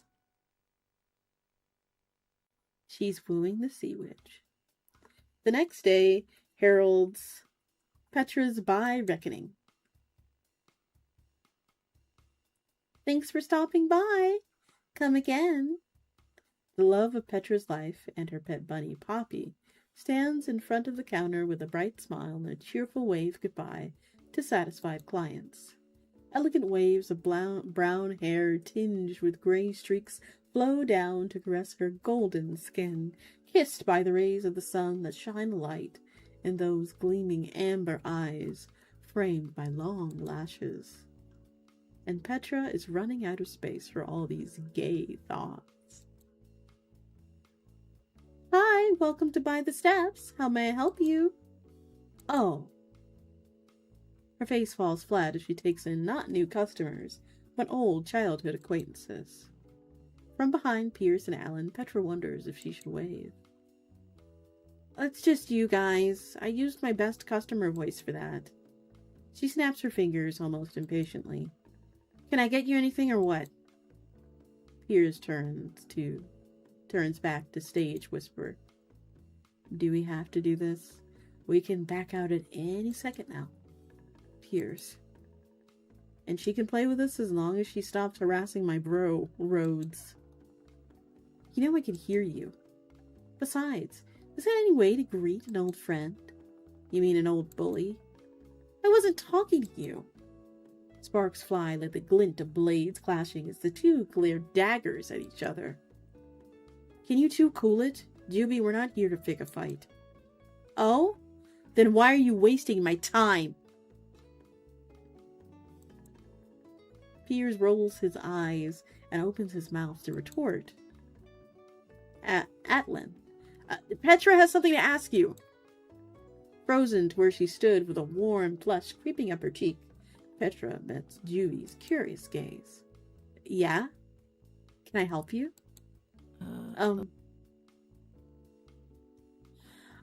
To get you in on the story so far, Petra and her siblings are running a D&D campaign, right? Juby, as in the girl to the right, is, the girl to the right is Petra's crush, and, she has been trying to ask her out, but, doesn't really, like, have the, you know, typical typical lesbian stuff where, you know, she can't talk to women, so, it's her crush. I feel like that happens for everybody, though. You can't really talk to your crush. I don't think it's like, I don't think it's like entirely just the gay experience. But yeah, she can't really ask her crush out, so she's inviting her to the D&D campaign that she has with her siblings. And apparently her siblings have said to her that they have been bullied by this girl, and she still likes her. I can't talk to any woman, so understandable. Oh, I guess that's fair. I am a virtual woman, so I guess the virtual part kind of works in my favor. Anyway, but Juby lifts a thick eyebrow. Is she choking or something? Want a complimentary lodging, sweetie? She holds out a basket with some candy in it. The simp, Petra takes a fistful. Ooh, don't mind if I do. Juby snatches the lozenges from underneath Pierre's nose. Nuh-uh, $5 for you. Pierre pouts, but forks over the money. So that was all you needed? Petra feels several elbows dig into her side. She takes a deep breath in and out, just like a fight, aimed straight and true with a jab. No, we wanted to ask you if you're free to play D&D with us.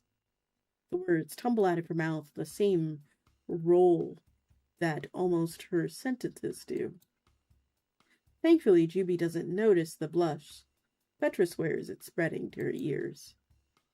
Why? Well, why not? I mean, why me? Why not you? This ain't a prank?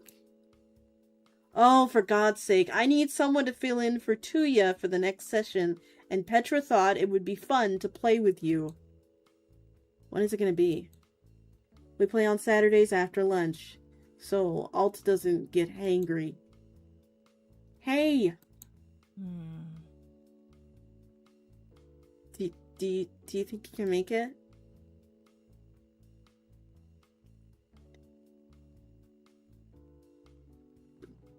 I think just saying please would work here. Please? Aww. Oh. I love my gay love. So cute. Oh. Well, I think if I move things around on my very busy schedule, around, maybe. Yay. But before Petra can allow herself to celebrate, she notices in the corner of her little eye is Kulia Atlan? No, it can't be. Was he tsundere towards Juby this whole time? Well, if we're done here, I gotta head back to Raven's Piece. I'm heading out too. I'm watching you. I'm also, watching you. After point two fingers at Juby and then at their own eyes, the universal sign for I'm watching you, the Sibs take their leave. ...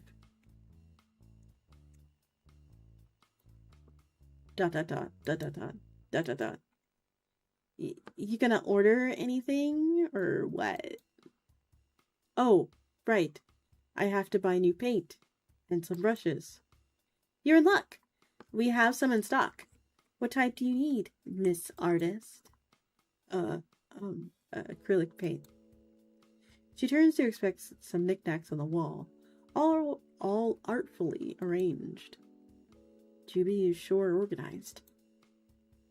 So, how do you get wrapped up in this whole B&B insanity? It's D&D. That's what I said. The corner of Petra's lips quirk. Right. I started because Piers wanted to play.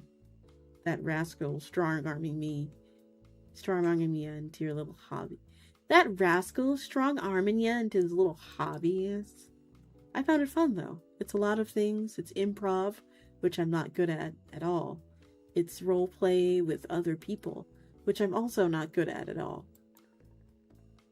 Yeesh. Anything you'd like to know about it? Combat. Juby laughs. Not the overly high-pitched show she puts on for customers, but a genuine throaty chuckle.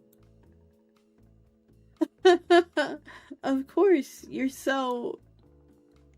Her gaze drifts over Petra's arms, sculpted from the high-intensity training in her bare midriff, which is also just as toned. Never mind that. You were saying about what you liked about D&D, the D&D. Looks like ads are getting ready to start in like 2 minutes or so. I also like making dice and painting the minis. That's what I need the paint for. Well, I'd be pleased as punch to see what you could come up with. She picks out a purple color that matches the dyed shade of Petra's hair and holds it out to her. Petra's heart races as she imagines reaching her hands out and brushing. As she imagines reaching her hands out and their hands brushing. I bet her hands are soft due to all the moisturizer around here. Only for the shelf to topple over. Oops, sorry. Petra. Juby. It's easy enough for Petra to grab the wooden edges, preventing it from lopping over. Her biceps flex as she sets it back, up. When she stands, Juby is shaking a fist at the fleeting miscreant. Watch where you're going! Damn tourists. Now I gotta fix this all on my lonesome. She stares at Petra. Petra stares back. I can help if you want. Juby claps her hands together with a breathtaking smile. What a gentlewoman! Thank you so much! To her credit, Juby does get down on her knees to sort the items, directing Petra where and how to set them back. Organizing things usually calms Petra down, but with Juby so close that Petra could count the freckles dusting her face and catch a whiff of the floral perfume she wears. It's harder than normal. But I have to focus. Match 3! Alright, let's go.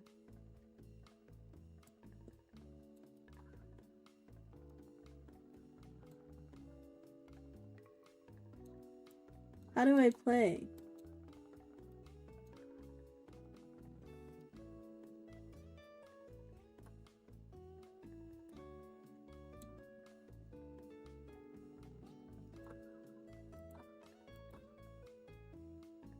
How do I play this? How do I play this? Oh, click 2 adjacent. Okay, so they have to be adjacent. Okay.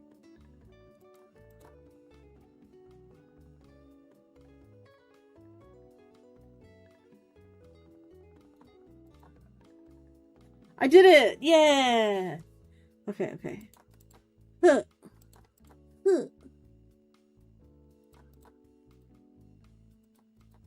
You'll never beat me. Okay, I guess up and down doesn't work. Okay, but it does.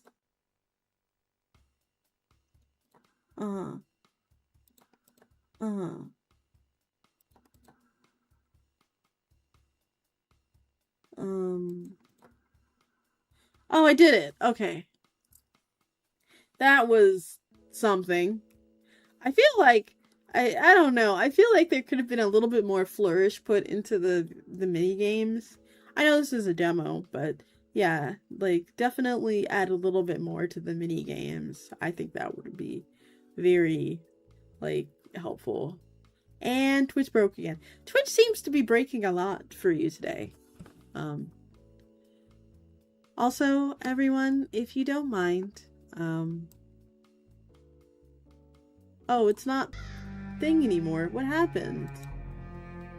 Oh. Here. Let me go back up in the chat and repin that because it is very important that that is pinned. Oh, it's gone. No. Ah, here we are. Beep boop. There.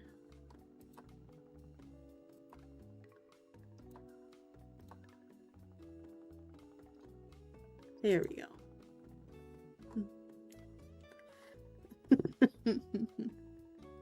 Well, while we wait for... Oh! Is that a hydrate? Thank you! Oof. I've been meaning to wanting to hydrate. I've been wanting to hydrate.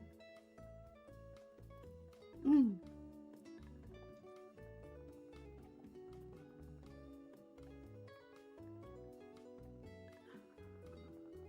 Mm. Mm. Ah. Mm. Very tasty.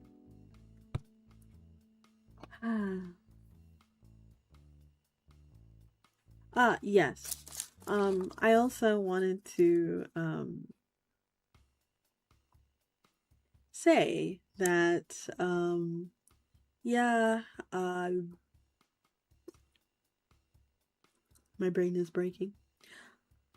I want to kind of make my YouTube. I want to kind of not transition off of Twitch, but I'd like to be able to have,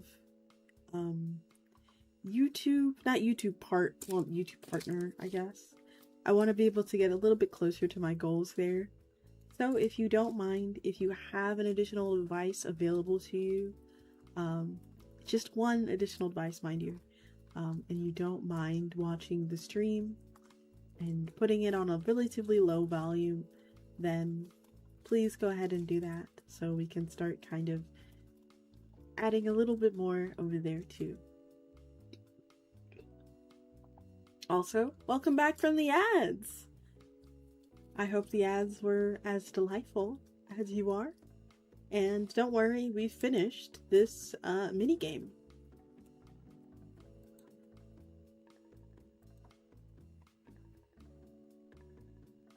She manages to get the last one without even making a fool of herself. Juby dusts off her hands and graces her with a softer smile this time. Thanks again for the helping me out. Maybe sometimes I could treat you to a free makeup session as a thanks. Sure. Maybe in the next update.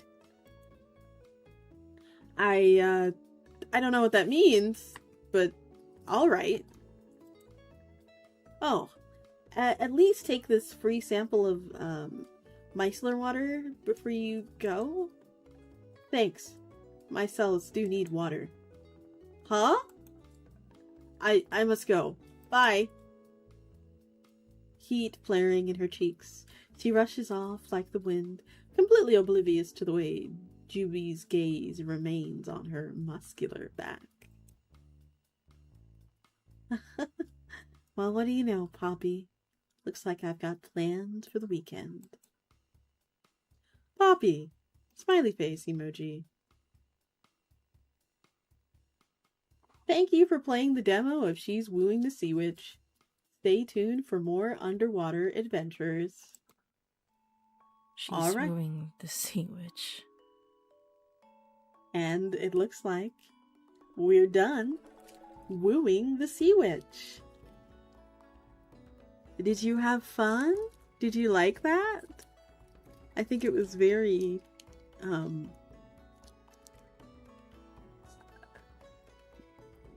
it definitely gave, it definitely was giving me some vibes, but also, I was so excited to hear my friend's voice.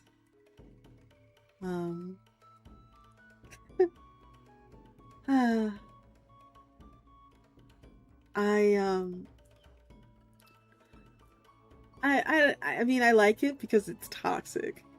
I got a bit lost. I got a little lost. So, at least from what I understood, Petra and her family members, I assume, are good friends with Juby's family, so that's the love interest, right?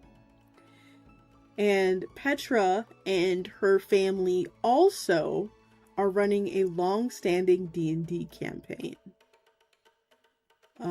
I think this is like the second game from this author, but apparently you don't have to play the first one to play this one, so it's a lot. So Petra, yeah, the love interest being roleplayed by her friends / family is a little, yeah, it's a little sus to me too. I'm just like, did your friends, did your family need to, like, it's a little, it's giving, like, why? It's giving that, but, you know, anything for family, I guess,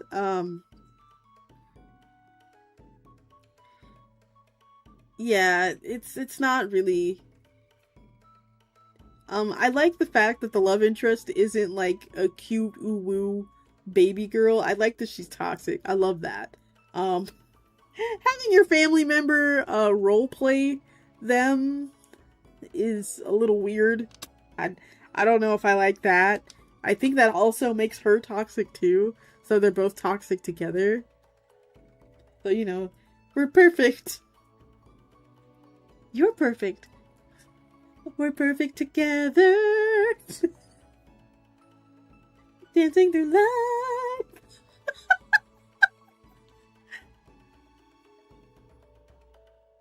It's I like toxic I like toxic Yuri. Um I'm not really sure. I agree with not really sure if I like the premise entirely. I would have preferred if that first part was like a dream or something. Like anything that but um I will say one thing. Petra really, really likes her, and that's kind of nice to see. I kind of like it. But either way, she's wooing the Sea Witch. Um,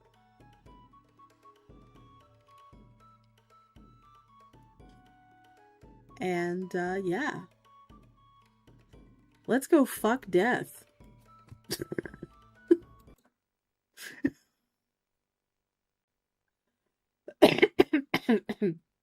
mm.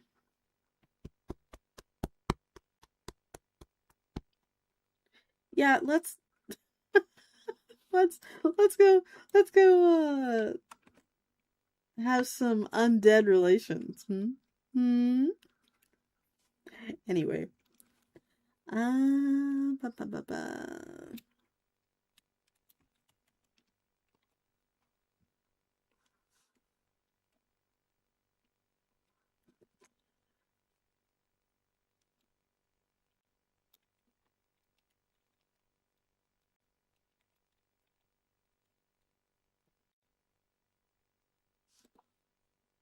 So of course we are going to play the infamous. Let's see. Where are we going here? Did I add it to my Hopefully I did.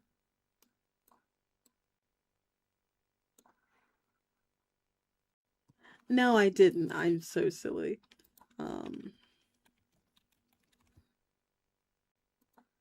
Oh, it is in my library. Okay, well, play now.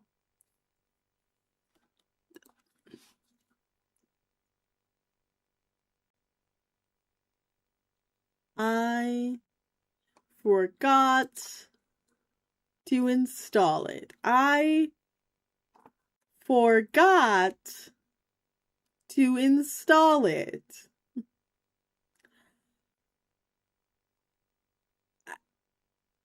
Oh. It's finished installing. Okay, well, this is a little awkward now. Let me back up a bit. There we are.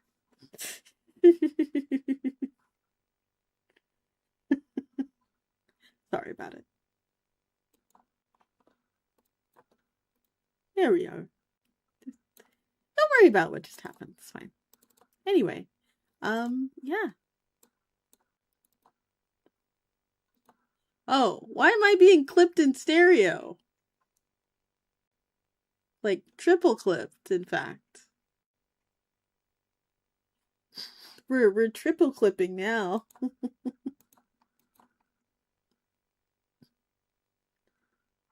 It's been doing that all night? No! Oh no, that's not good.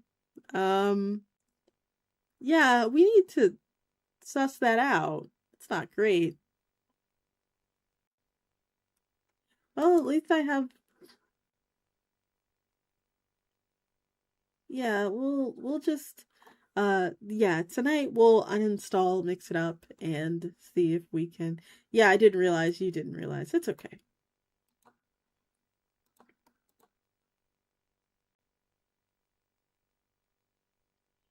A date with death. Meow. 2.5. Oh, I can play this in English or Japanese. Well, I mean,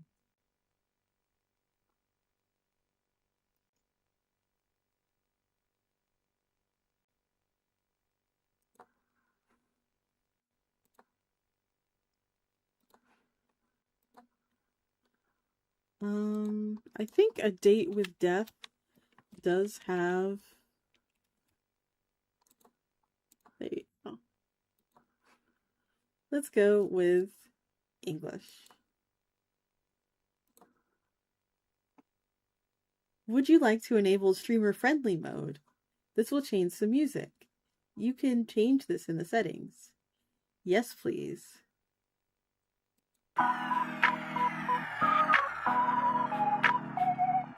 Okay.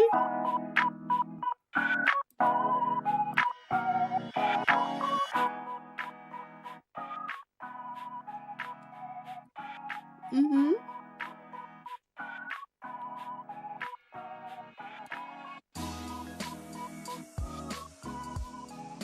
I'm kind of vibing. Okay, Deb.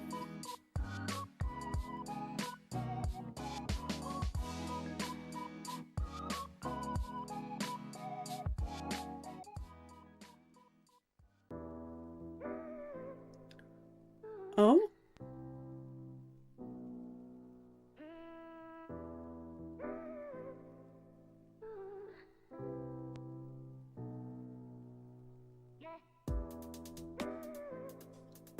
Okay.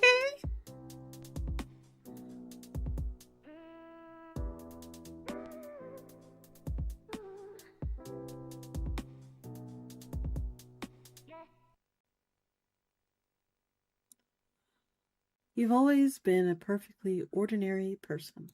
An ordinary person with an ordinary job and an ordinary apartment.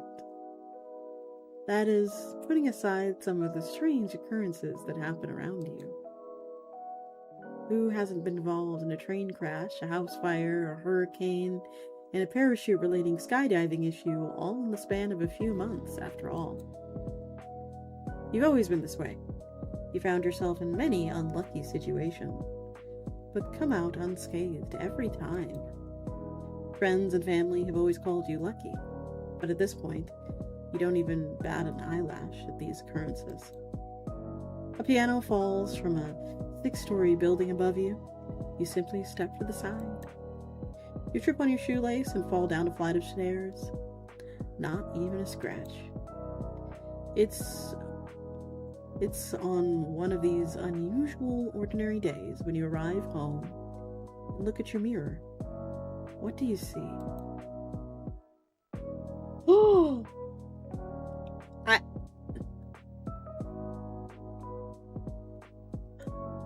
can be green! Yay! Okay. Ooh. Oh, these are all DLC outfits. It passes the test! Let's go! Oh, I'm so cute. Oh, it's kind of... Ooh. Let's change up my hair. Of course, we're gonna go with it. Ooh! Can I change my face up a little?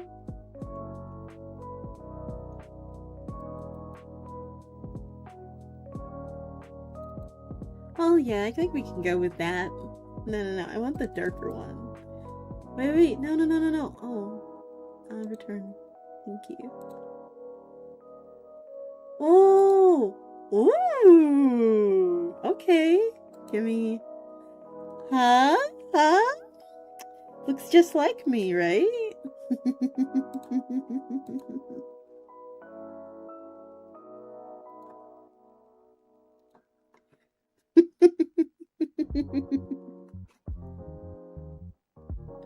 Oh, this is so cute.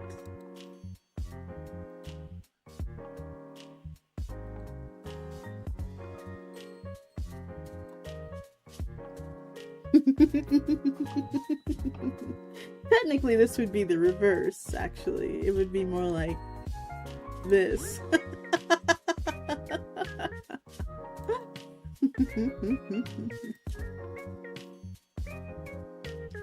I think it's kind of cute. I kind of like it.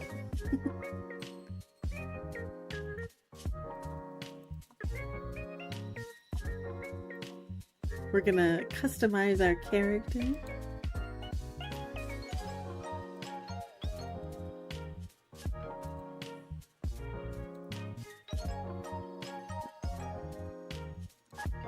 Ooh. Give me the blue lipstick.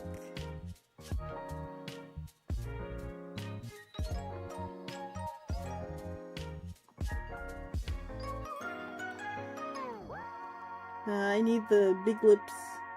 The big thick lip.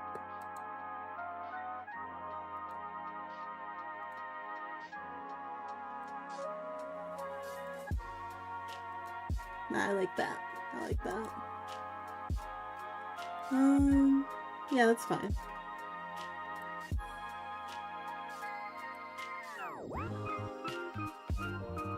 Oh wow, we can have a lot of things here. Oh wow, we can have multiple of them? Of course we're gonna put on some glasses, right? Gorgeous. Oh, we need some earrings.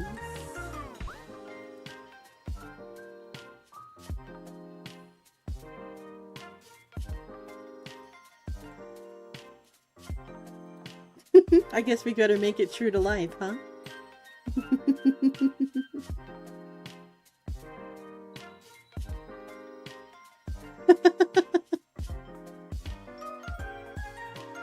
Whilst we are doing character creation, I require more secret crow fuel. Behave, chat, or else. Well, you heard him.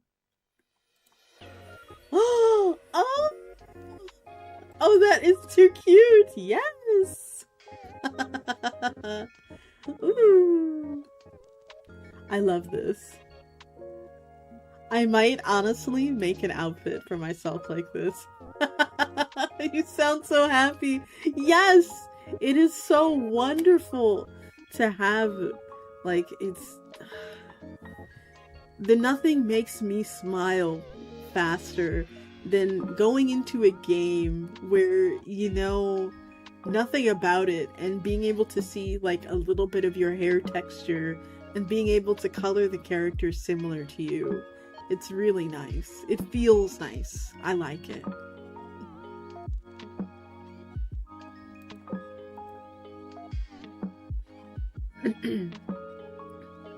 Oh look, and you can change the pronouns. Very nice. See, Dev? See, this is why it matters. Exactly. Exactly. I prefer to be called beautiful. Yes, you can call me beautiful.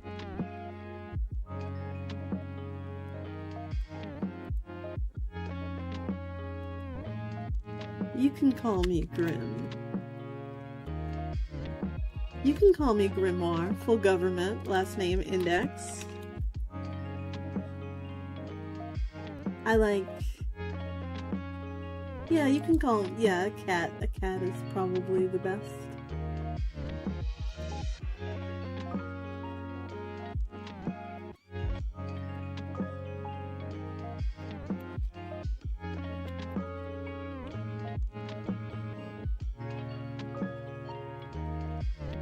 I like that you can,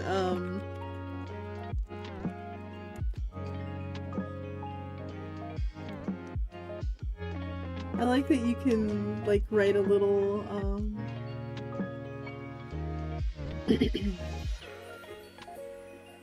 write a little biography. That's kind of cute. I like that.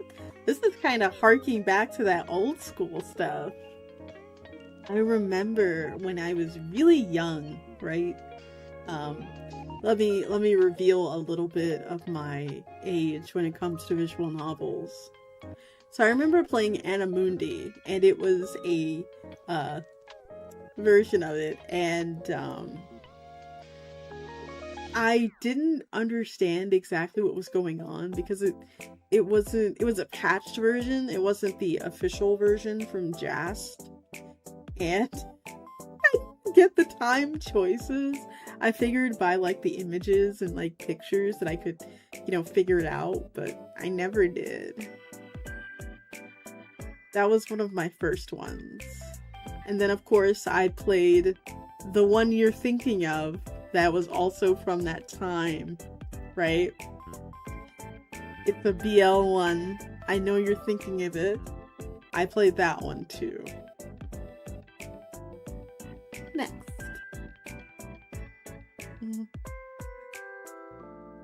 I have no idea. I can customize my room.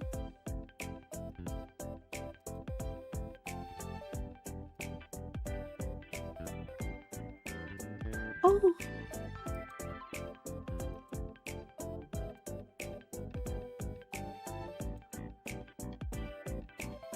Oh, this is so cute.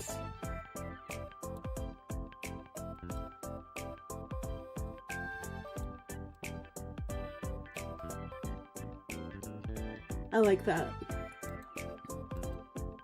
No. Yeah, I like that better. I like that better. I really like that. Yeah. Bring that back. Mm-hmm.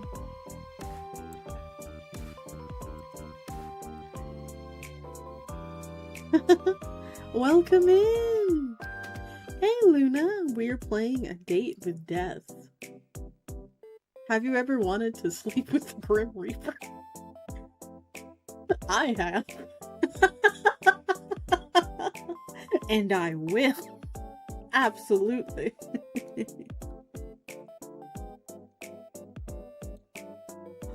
Oh, we got the Stranger Things Polaroids. Okay. And then we got... No, bring me back. Give me my plants back. Dude, I have this game. Yeah, it's free. Welcome back. I am now decorating my room. Yeah, there's so much customization. There's DLC, but I think it's just kind of limited to customization. Dude, my first games were like Dino Crisis and Oddworld. My first game was one of the Final Fantasies, and the next one was like Soul Reaver, and that is where my lifelong obsession with vampires had begun. Oh, I'm not saying that what Rasael did was bad. I'm just saying that he could call me.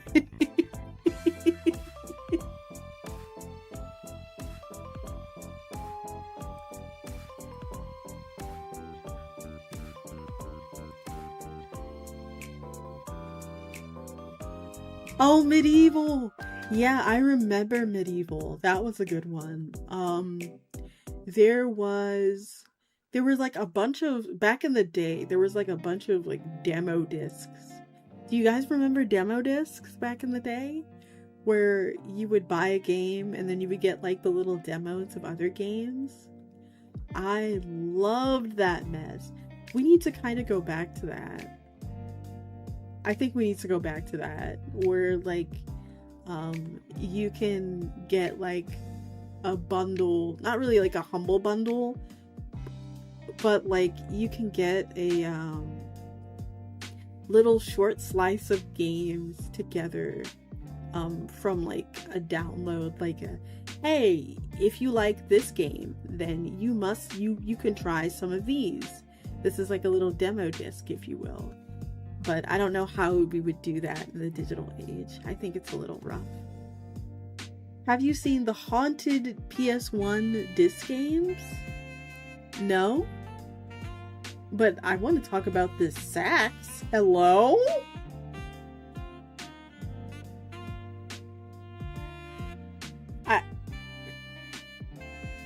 Hello? Just playing to my heart. Oh, I love a good saxophone. Oof. Alright, let's see. Oh, I just noticed there was a cat on the bed. Hello, baby. I got to pet a werewolf and there's a cat in this game. Oh.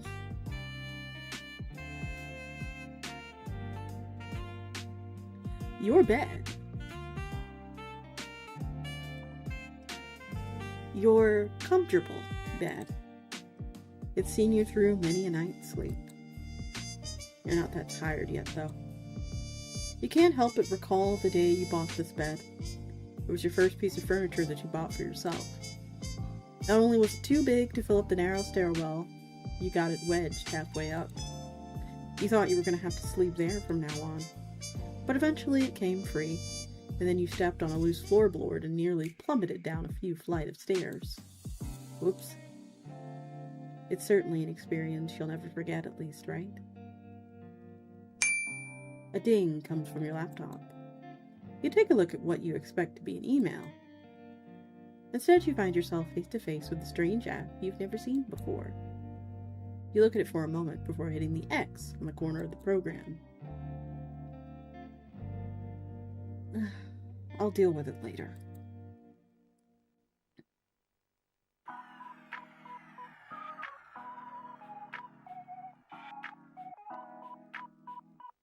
Very sexy.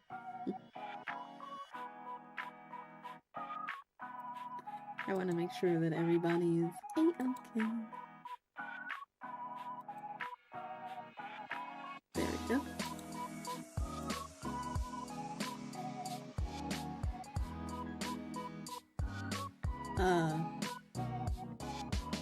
Did the game... I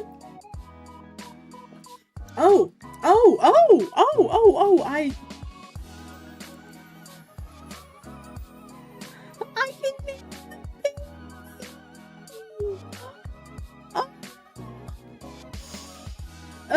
I love cats. Guys, what are we naming the cat? What shall we name this cute little animal? Oh, I love cats.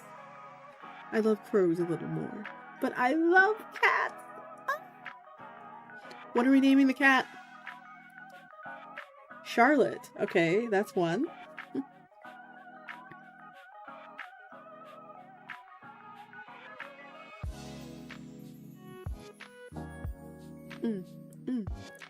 This music's got me grooving. That was my childhood cat's name. Aww. Oh, Charlotte. That's such a good name. Yeah, I think Charlotte's a good name. Let's name them Charlotte. Why Charlotte, by the way? Was it like a Charlotte, were you like a Charlotte's Web kid, or?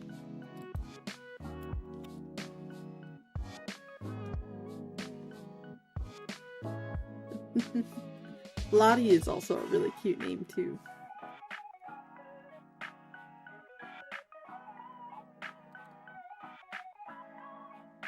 Let's see. My bookshelf. Yeah, let's pick a book to read. The world was empty. Life was gone. The soul whispered, wandered, and now forever. For an eternity, their footsteps echoed through the empty streets and desolate ruins. Not even a soul remained to guide to their final resting place. And so the soul whisperer was alone. And such was their fate, the fate of one bound to life, to both life and death, without possessing either. They walked through a crumbling city, looking in on the remains of a civilization lost to time. Had it been 100 years or 1,000, seconds merged into minutes, hours into days, months into years, and for once they wondered where their wandering would come to an end. Their soul was bound to the very world, fated to walk until the very land itself ceased to exist. Something caught their eye, a soul unlike any other, as black as night, with 1,000 silvery stars glittering and flowing like a river within its dark folds. Welcome in.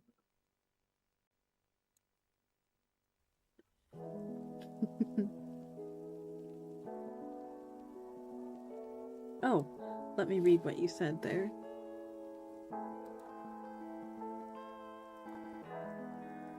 Okay, so brief story. I alluded to earlier. I was playing Skyrim and rolled up a character, being a female Brenton Spellsword. At some point, my then niece-in-law comes over and she's watching what's going on, and she's like 8 or 9, and I zoom out to let her see more, and she's in amazement. LOL. You can be a girl. Were literally the words out of her mouth. It made a positive impression, especially for a kid who had a rough time in school for not being girly enough. Bless her. This stuff matters. I agree. Real girls. My sister was big into band Good Charlotte at times, so my parents named her after them. Well, yeah, that's so cute. I remember seeing a little girl at a reenactment show, clearly excited that yes, women could do cool sword fighting too.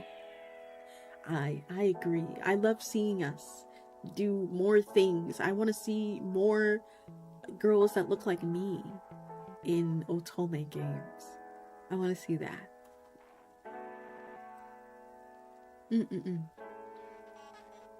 Looks like I'm not really going to be able to finish this before the ads, but I would love to see more girls that look like me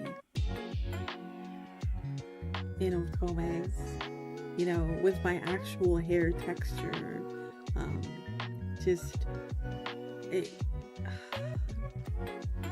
I just feel myself smiling. It feels kind of nice.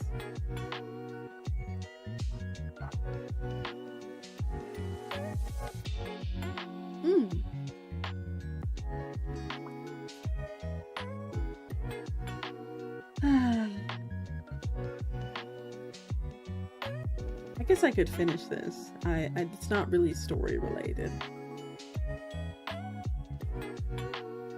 The soul whisperer approached it, and in turn,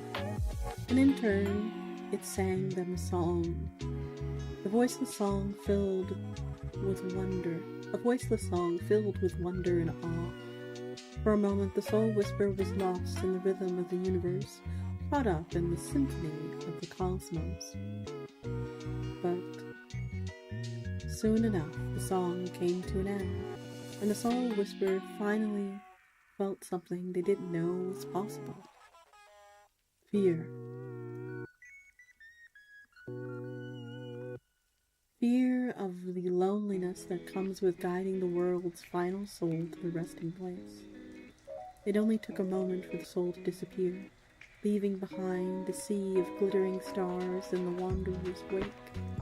The world was empty. Life was gone. And that was the wanderer. Maybe this speaks about our male lead, you know? Our male, I don't even think they're male. Death doesn't really have a gender, does it? You know, of all of the bedfellows I've had, right? I cannot say that I've ever courted the Grim Reaper.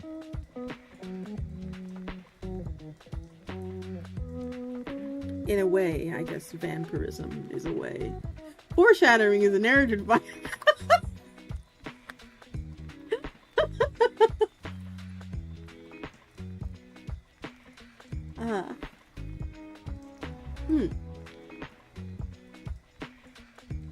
Sorry, lip balm.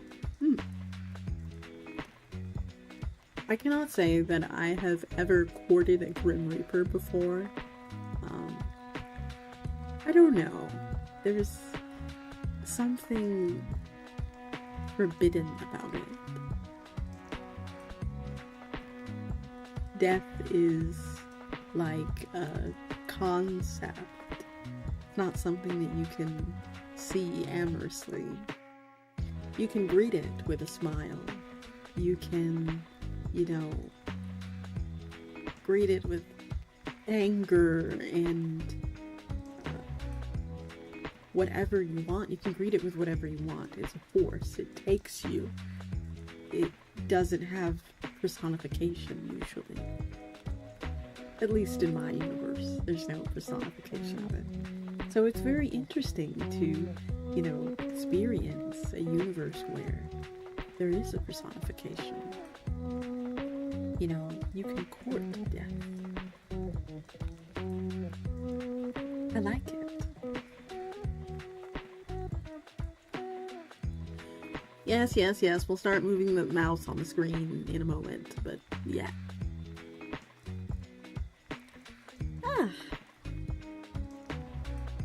I love that stupid meme. Me too! I love H-Bomber guy. He's so funny.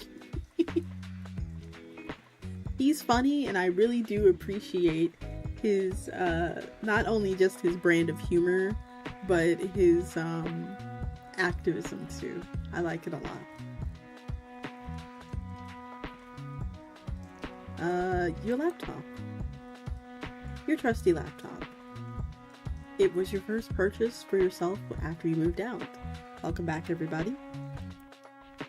Remembering how you saved to be able to afford the one you wanted brings a smile to your face.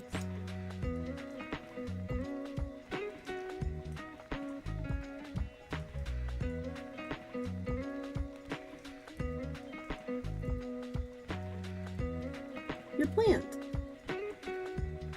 Water your plant. You give your sprout a hearty drink.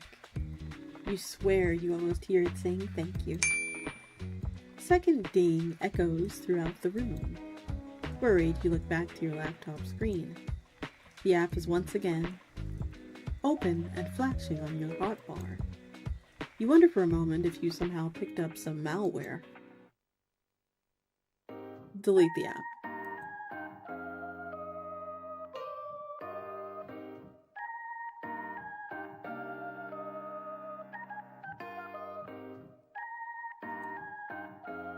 The door that leads out to the hallway beyond. Your apartment is on the 5th floor of a downtown apartment building. There's nowhere you want to go at the moment, but you overhear some talking on the other side of the hall beyond. You don't know your neighbors very well yet. Perhaps now is a good time to learn more about them? Eavesdrop. Just a little bit. Is everything in the room first purchases? Well, it kind of feels like it, right? You put your ear to the door, straining through the wood to hear the words being spoken beyond. You hear the sound of someone knocking and then a door opening. Sorry to disturb you. I just moved in down the hall and had a package meant for you delivered to my apartment. A deep, rich voice floats through the door. Oh my gosh! I thought the package got lost. I can't really thank you enough. The other voice responds, light and somewhat airy. Well, it gave me a chance to introduce myself to you. Oh, excuse me. Let me really get into that diaphragm. Well, it gave me a chance to introduce myself to you. So I'd call it good luck on my part. Here, all yours. Thanks again. The voice trails off.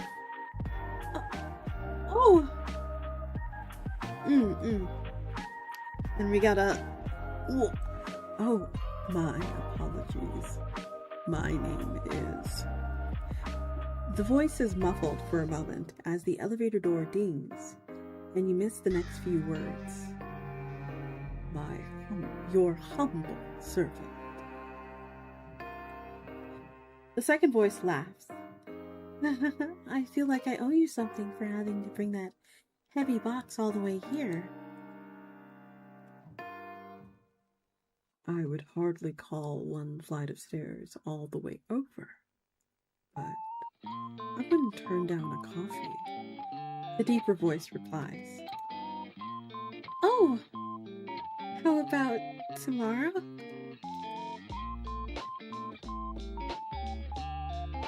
It's a date.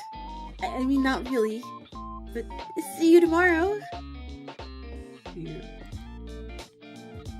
hear the door close and the sound of footsteps walking away from the door, and then silence. Before you hear the sound of pottery, and then shattering onto the ground. The door opens again. The deep voice speaks first. I didn't see your plant there. Coffee's on me. You hear the second voice giggle. It's all right. I've been meaning to get a new pot for ages. Let me at least help cleaning it up. It's really no trouble. I insist. I was the clumsy one. All right. Let me get the broom. The voices become muffled and then silent. That seems to be all the information you'll get for the day. The dings are coming in much more frequently now. Someone or something wants your attention. You're not worried now. You're angry. Is he gonna help with the plumbing or something next? Yeah, like... Oh no! I can't pay for the plumbing. Perhaps maybe you could clear my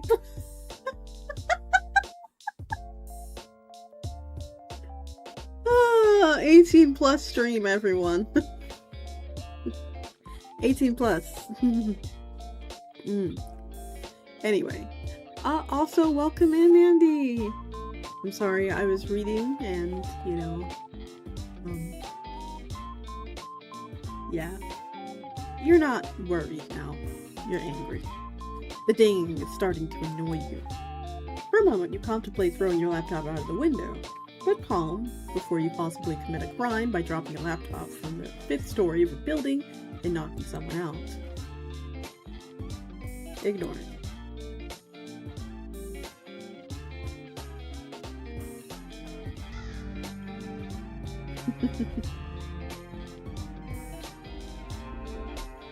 Oh, do you want me to knock on the door? Come on, knock on my door.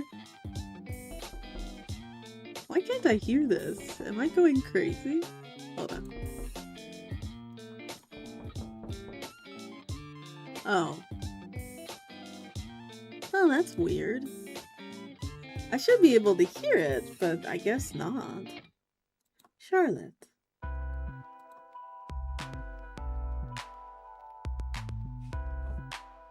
My little baby. Check on Charlotte. Charlotte is fast asleep in the sun. You gently stroke Charlotte's back, not wanting to disturb her. She's so fluffy and soft. The dinging is constant. You don't know how much longer you can put up with the sound. Perhaps it's time to check what's going on here. That's it, you think. You're going to commit a very bad act to this laptop of yours. You're halfway opened up your window when you've come to your senses and closed the app once more. You quickly delete it from your desktop and empty your trash can. But 2 moments later, it reappears exactly where it was before and opens again. You think about the sketchy sites you've been on, but that's even hard to concentrate on the past with the constant digging. You attempt to delete it again, but it won't delete anymore. Try again. Nothing happens. Try again, but angrier. Nothing continues to happen. Great. I guess I've got a virus. Click on the app. We click on the app, finally taking a good look at it. It's some kind of chat room. It looks somewhat retro.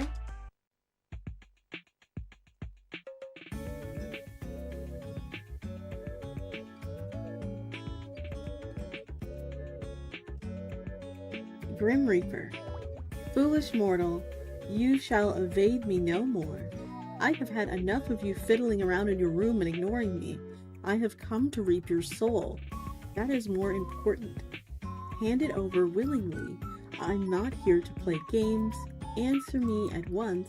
Hello. I see you wish to ignore my demands. Foolish. Incredibly foolish. Please respond. Does it not work after all? Well, this is quite embarrassing. Testing! 1, 2, 3. Test. Hello, testing. Fuck me. Is that an offer? Dang, the redeem alert gave it away. Oh man. Oh. Is that an offer? Oh, it's time for double clips again. Is that an offer? An offer? An offer for what?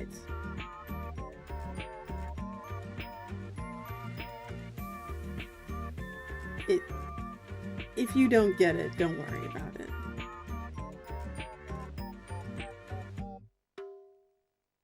Tell me at once! Or what? Yeah, what you gonna do, big guy? What you gonna do, huh? Hmm? What are you gonna do? You gonna cry, big man? Hmm? What the hell are these ads down here? Are y'all seeing the ads?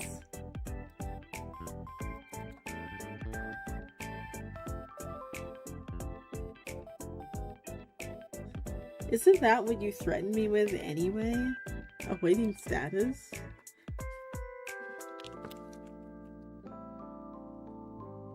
You gonna cry? You gonna piss your pants? You gonna be a little pissy baby?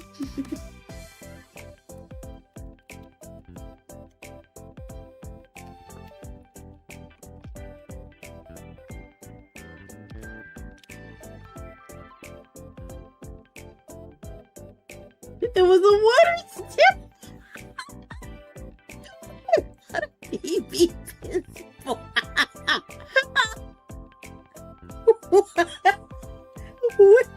What?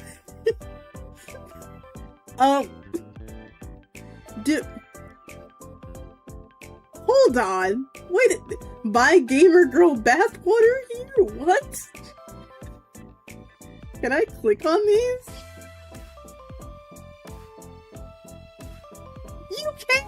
You can click on them. They're ads for other games.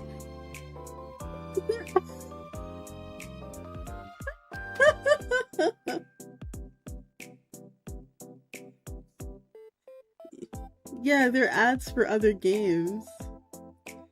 Isn't that what you want? Isn't that what you threatened me with anyway?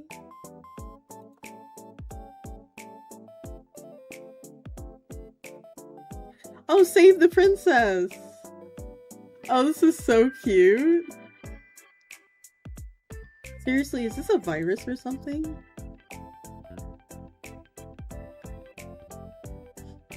A virus? No, don't be absurd. This is an application that I have created.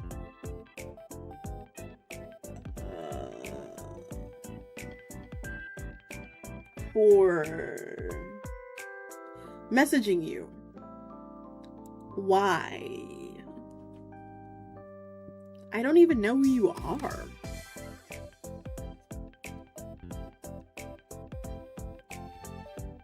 It's a little strange to message a random girl out of nowhere.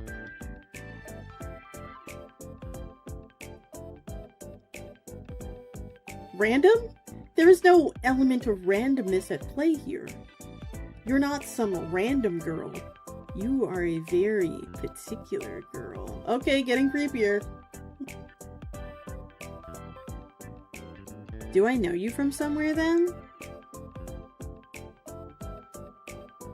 Yeah, man. I told you I've come to reap your soul.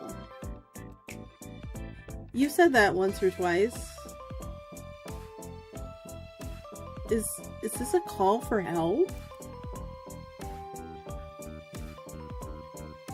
Do not belittle me. I am coming for what is owed to me. That is all. It would do you well not to get in my way. Are you trying to threaten me with something? Or something?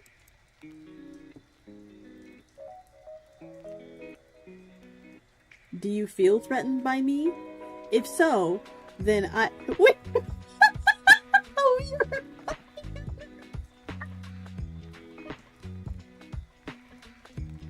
These ads are taking me out. That is so good. Oh my goodness, these ads are the best. What the heck? And, if so, then I'm doing my job correctly. This bodes well. Yeah, I'm terrified. Really? Ah, good. Your instincts serve you well. Not really, I'm just messing with you.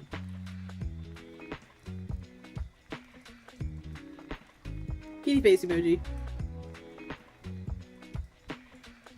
You will not mess with me any longer when you find out my true form. You will cower in fear. You will beg me to release you. Uh-huh, sure I will. And this true form is... I'm the Grim Reaper, and I have come to claim your soul. Right.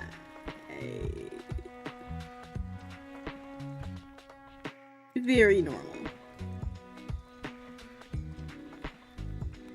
Not gonna lie, not the weirdest scam someone's tried on me. There was this one time where I got this message from a time-traveling astronaut.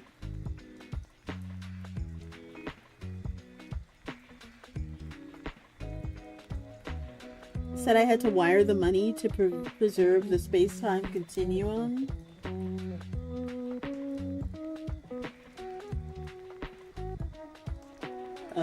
Did you send them the money? Did you send them money? That sounds important. I'm somehow not surprised that you would fall for that.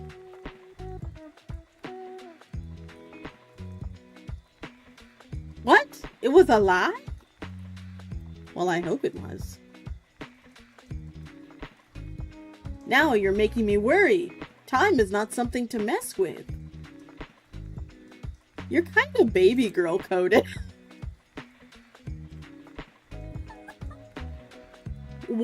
What does that even... What? Stop trying to distract me from the matter at hand. Your soul. Will you hand it over? I have to ask, is this a role play? A role play? What is a role play? Like you're pretending to be the Grim Reaper? And you want me to be...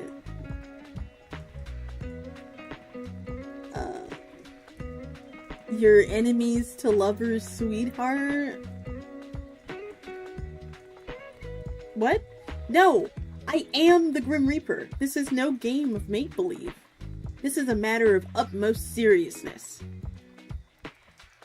That's a shame. I used to be one heck of a role player back in the day. It's true! I'm sure you were.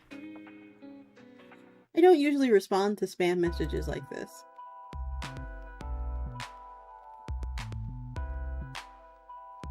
Now I'm thinking I should. Single assassins in your area! Anyway, do you seriously think you're the Grim Reaper?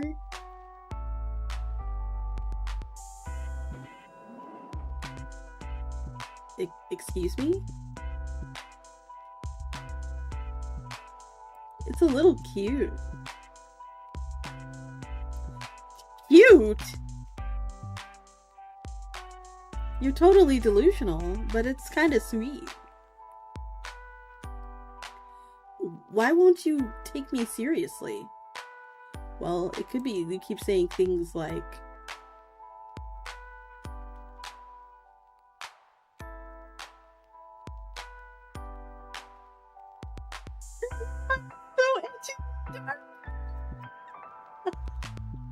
get his ass.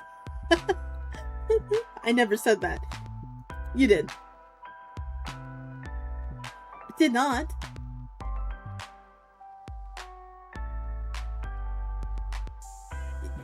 Delete chat log. Neither do you, Mr. Grim Reaper. Little Mr. Grim Reaper. You mock my title now? It's a little less. Is there anyone who wouldn't? Wait. Quick question. Do you walk around being like, I am death in real life too? Get his ass. What? Bow down to me, your soul is mine, you know, that kind of thing. You do, don't you?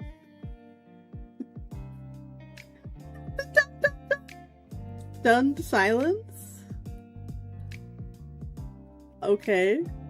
Is your hair as dark as night? Do you hide behind long bangs? I think I can imagine you completely. If only we could meet to confirm my suspicions.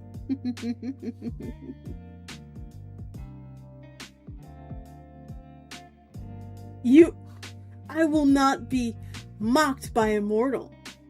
Give me your soul. Your soul is mine for the harvesting.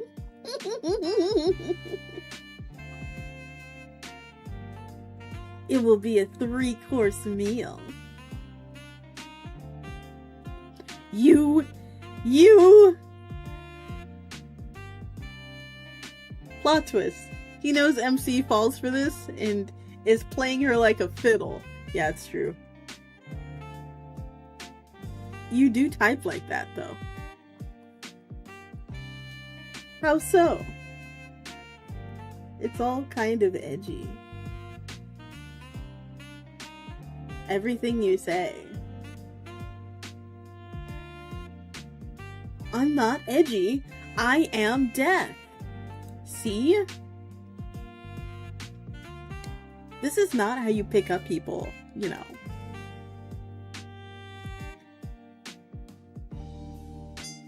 I am picking up nobody. The fact that you admitted it. The only thing I wish to pick up is your soul. I don't know, I'm kind of attached to it. Sorry, I'm gonna have to pass. Passing is not an option. What are you gonna do about it? Yeah, what are you gonna do about it, you little piss baby? You gonna walk up to my door and knock on it? Little baby? It seems you're not understood.